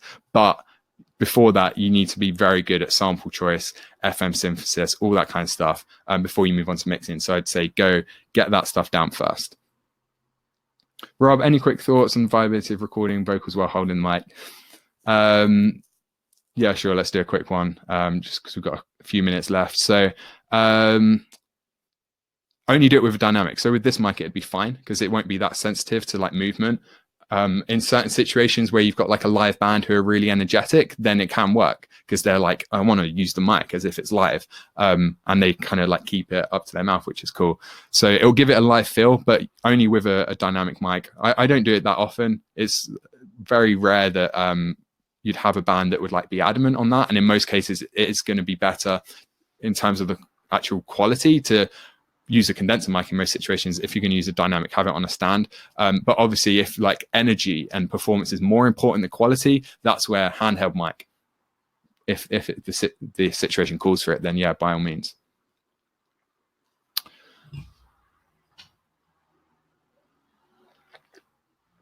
So any other questions about the masterclass? And I'll do a couple of these. So what do you suggest, a dynamic or a condenser mic for small and not treated room? So I'd still say a condenser mic. Dynamics are good for certain genres, but they generally give you like a really warm tone. And just personally, I struggle to get as much top end out of a dynamic as I'd like. So if you're doing like rock or like heavy metal or something like that, then a dynamic's going to be best. So for like screams in like, you know, like metal and hard rock, dynamic all the way. For a lot of rock music, you can probably get away with a dynamic. But for like pop, anything that's meant to sound kind of like remotely mainstream, you know, like jazz, folk, singer-songwriter, all that stuff, condenser. So it is kind of dependent on the genre. But generally for vocals, the go-to would be a condenser in like 80% of situations, and then maybe 20% of situations, or even less, a dynamic would be called for. So it makes sense, even in an untreated room, to get a cardioid. That's the key thing here. Make sure it's a cardioid mic. Get a cardioid condenser. Okay. So any more questions? I'll give it some time. Oh, sorry. I saw there's a whole Q&A section here. Damn it. Michael, trying to sign up but can't get past the first page. Sorry, I missed all of these. So Michael, drop me an email. That's strange. That shouldn't be happening. So drop me an email or yeah, if you can email me, rob@musicianonamission.com, I can take a look at that and figure out why that's happening, or just send you a different link. So are there any other questions here?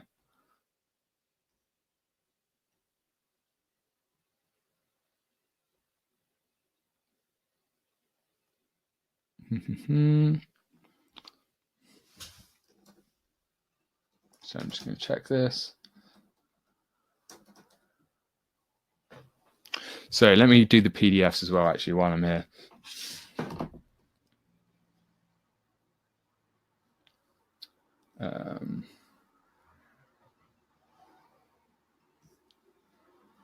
So give me just a second, guys, and I'll get those PDFs up.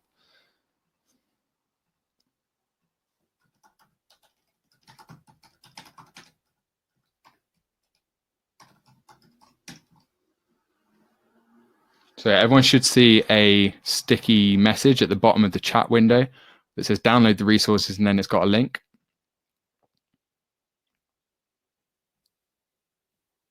And just checking that that link works. It seems to be working for me. It's a zip file, so just have to unzip it once you've downloaded it, because there's quite a few different folders in there and stuff.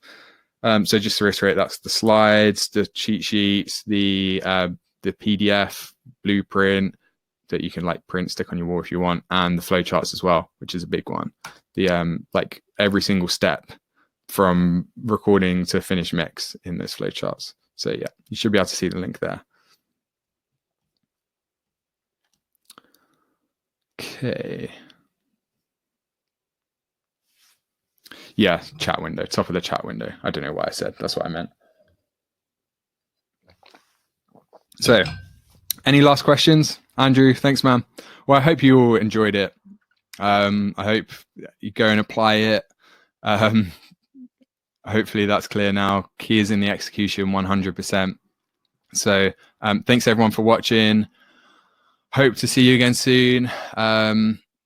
You know, I'd be interested in your feedback. I think what I'll probably do is send out a quick survey. So it'd be amazing if you get just like a minute or so to fill out that survey. It'll just be a few questions about the webinar, just so I can make sure like over time they just get better and better. So yeah, thanks everyone for sticking around to the end. That's really awesome. Great to have you all here. Hope you come away from this with something that makes a big difference. Cool. So I think that's it.